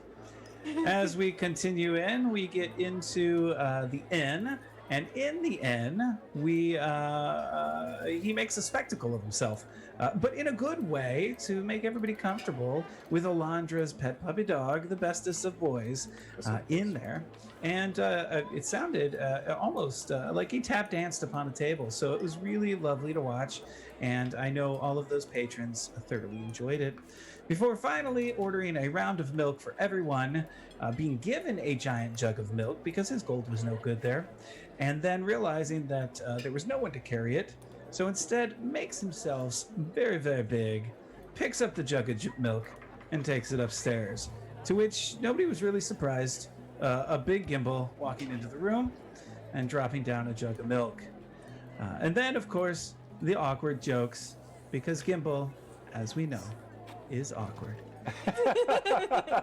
Well done, well done, well done. All right, and Terry, although I think this is really interesting. We were talking about pumpkins. I'm sorry that Vivi was gone, but here in Bryn Shander, there's an altar, and you see the great pumpkin up there between a pair of flames. I'm not sure what religion this is, but it's a harvest. It's a harvest church. It's a harvest religion. The Pumpkinians. I've heard they're a seedy lot. Oh. I've heard the guards have recently begun to try and squash the religion. I think all problems stem from this one. I think that one was All the right, plan. Evie, Evelyn, you're up. Oh, no. All right, no. I didn't enter. Okay. I put it up as the keyword. Oh, Blood Wild, Blood Steve. Wild. All right. I shall roll for you, and we shall win together. Steve hasn't won in a minute. Good to have him in. All right, so Rory, you got 2. Go. Yeah, so Brim. Let's start with Brim, the big, tough, gentle Brim. So he's carrying his father, right? So he's taking care of him really the whole time, stayed focused on Father Aaron the entire time, and while keeping his focus on him, also made sure to guide the group as safely as possible out of the area. And then he also had used the ring of invisibility to cloak himself and Father Aaron, also allowing him to get past everything to help guide the group to even begin with, and then getting to the gate, like whispered sweet wonders in Gimbal's ear, letting him know, hey, if you got this stuff, this will probably help in this area, right? Because you do that in the wrong spot and they take your gold and beat you anyways. So Grim's relationship with these individuals helped even make any of that possible. And then getting us to the tavern, introducing us into a safe house, and very, very large friend compared to Gimbal. So there's that. And then Lilith, we move on to Lilith. And Lilith stayed with Brim, and I think this should be a group effort because she's not here. But Lilith stayed with Brim, kept him comfort, and even using some previous events, or I don't know what to call it right now, my mind's tripping, but she turned herself back into his skin color to be like, hey, you're not alone. I, Lilith, am with you in this time. So she just consistently stayed there, even in the escape, also looking for ways to keep the party safe during the escape. Well just done. Unfortunately, unable to touch the story. All right, so Steve, Bloodwild may not be on. He had to attend to something. Thanks for letting us know, Robert. Well, we'll give it a chance, give him a chance. So here we go. Rory, you've got both. Lee, you've got Elhawk. Lisa, all right. And she's never won. He's never won. I've noticed that. It's never come up as a winner, so we'd love to get that. And then Calstaff, also a sub. So you've got those 2. Let's go ahead and get the poll up, and we're going to get ready to raid in a minute. Thank you again for all. We got so many compliments in the chat. Thank you, everybody. That means a lot to us. The players love it. I love it. That feedback lets us know that you like what we're doing. And the poll is up, upper right-hand corner. Vote for who you think should be Stream MVP. Remember, they get 1,000 experience points. But when we get this feedback from you, it really helps us know that we're on the right path with what we're doing. We love the game. We love what we're playing here. I had a great time tonight, and I think the players did a phenomenal job as always. But when you guys feel the same way, it really does help us. And then also thank you to those that rated tonight. Troll Lord Games, our great sponsor, and then also Big Boss Beholder gave us a raid tonight, which we appreciated. And thank you very much, Dingbat. And yeah, so we got to do this while the vote is up before we start rolling. If you're watching tonight and you haven't followed, or if you're a follower and you haven't subbed, or if you're a sub whose sub has expired and you haven't resubbed, we have one question for you tonight. What are you doing? Come on, give us a follow, give us a sub here at Blue Box. We take everything we get, we turn it into more great D&D and fun roleplay, and now we're supporting a broader community. We have great streamers out there like Robert, not just with Friday Night Crusades, but he's starting his own Greyhawk campaign on Kayla's channel. We've got Terry Machiked, who's running Extinction Curse Pathfinder 2 on Monday nights. You can check that out. You got Josh, who's running Children of Dirt. Fantastic thing there. He's already done that, I think 2 or 3 sessions that have been streamed. And we're supporting all of these folks as well. So just keep the growth in the community. We think it's fantastic. And what was the 4? He's done 4 streams? Okay. 4 streams. All right. All right. And so we got it's close right now. Brim and Gimbal in the lead. Landra not too far behind. Yeah, it really is 888. That's what I like to see as well. All right, and let's go ahead and roll. So let's start with you, Josh. Tell us who you're rolling for and give us your roll. I'm rolling for Hagar the Horrible. Here we go. That is Hagar the Horrible. Oh, cocked on a 20. 9 and a 17. So 17. No, don't sleep on a 17. That's a strong roll. All right, Alondra. I am rolling for Damn Weirdo 2. Here it is. Here's the nat 20. That's an 11. An 11. And a 1. And a 1. Oh, okay. Hagar, we practically won this now that Avalon's out of the way. Sorry about that, weirdo. That's so awkward to say. Feels like I'm calling him a weirdo. Yeah. All right, let's go to you. Let's go to you, Rin. Bloodwild, but you said he hasn't responded? Well, no, Robert told me that Steve had to step away. Steve, are you there, Bloodwild? Bloody? Yeah, you did get the nat 1. Yes, my curse still lives. All right, Gimbal wins Stream MVP. Huzzah, Gimbal, congratulations. It was a close one, 10-9. Very, very close Stream MVP. Thank you for the votes, guys. That means a lot. All right, so we're going to go ahead and choose another one for you. It looks like Steve's not on. He had to attend to something. Hembar, are you still here? I haven't seen Hembar in the chat, but if you're still here, let us know. Are you present? And while we're waiting for that, let's go ahead and go to you, Rory. Hemming your clothes at the bar. Rory, let's go to you. So roll for your 2. Okay, so my first roll is It's for Lee. Elhog. Yep. That's for Lee. And she's a right. There's some. Yeah, There, sub. sub, yep. Yep. Sub. Okay. Fantastic member of the community. Blue Box Con attendee. Okay, so sorry, this is the fact of my life. And so I got a 5 and a 6.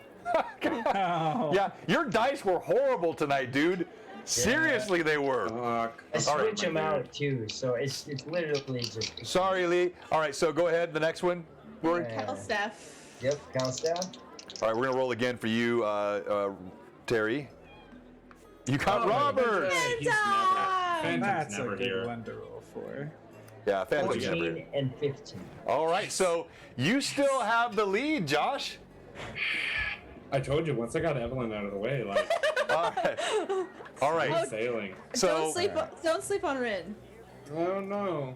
Yeah, All you right. squash them. All right, fam. We're using a couple Cozy Gamer dice because that's how I roll. Get it? Hey, Dice Gar. roll. It's a joke, dad joke. Here we go. Hagar. We got this. Oh, a 1. And?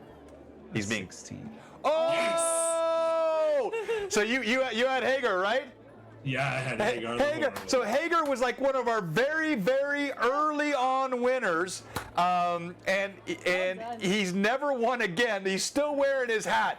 Congratulations, my friend, for getting that dub. Please update your address with me. Make sure I still have the accurate address because it's been a while since you won. But thank you to everybody. Thank you to all of our Mad Chatters. Thank you to all of our players. And congrats to Rory and to Hagar. Now we're going to go ahead and raid. So hang with us here for a second. Let's make somebody's night with a little bit of a raid. And let me see who is. We have. Well, we got Nightheart. Not Great RPG is up. Loot Die Repeat is up. Troll Lord Games. Oh, Troll Lord's Yeah, up? Troll Lord is up with 6 right now. Oh, well, look, they raided us. Let's raid them right back. Troll. Why am I not seeing? Yeah, I'm that's what they so get. confused by this. It looks like they're doing, some mini painting. That's a nice change of pace. We're doing a lot of mini painting here as well. We love the minis. We love the terrain. So say hi to our friends over at Troll Lord Games. If you're not following them, they're a great sponsor for us. Give them a little bit of love as well. And this is Blue Box Greyhawk Awakening. We're signing out. Remember, no Lore Masters Arcanum tomorrow night. But we're right back here with Rune Lords on Sunday, and then next week, Greyhawk Awakening, number 49. We have a great LMA planned. I got some special guests coming up, a lot of cool announcements, and as always, stay tuned to the box. We love all of you. Have a great night. And then that awkward 10 seconds while my raid goes. I do that every stinking time. Bye. Bye. Bye. Bye. Bye. Bye. Bye. Bye. Bye. Bye. Bye. Did I even do it right? Is it rating? Bye. Goodbye. Maybe. I don't see the little thing up Stay there. tuned. The timer's going. Oh, it is going? Okay, I don't Yes. see it on my end. That's weird. I always see the timer. I don't see it now. Usually you can hit a button, right? All right, is it? Tell me when it raids. If it See raids. you later. It went. It went. Okay, yay. All right. Did it go? Everybody give them a little shout out, a little hype thumb from Blue It hasn't Box. gone for me. Have a great No, night. it hasn't gone And for this me time we either. mean it. We're really leaving. Hold on. Nope, we're still here. No, we're still We're here? still here. Okay. Did it raid or not? No, not yet. Oh, there it is. Now I got it. Now I got it. Bye. Now we've raided. Oh, yeah. Huzzah!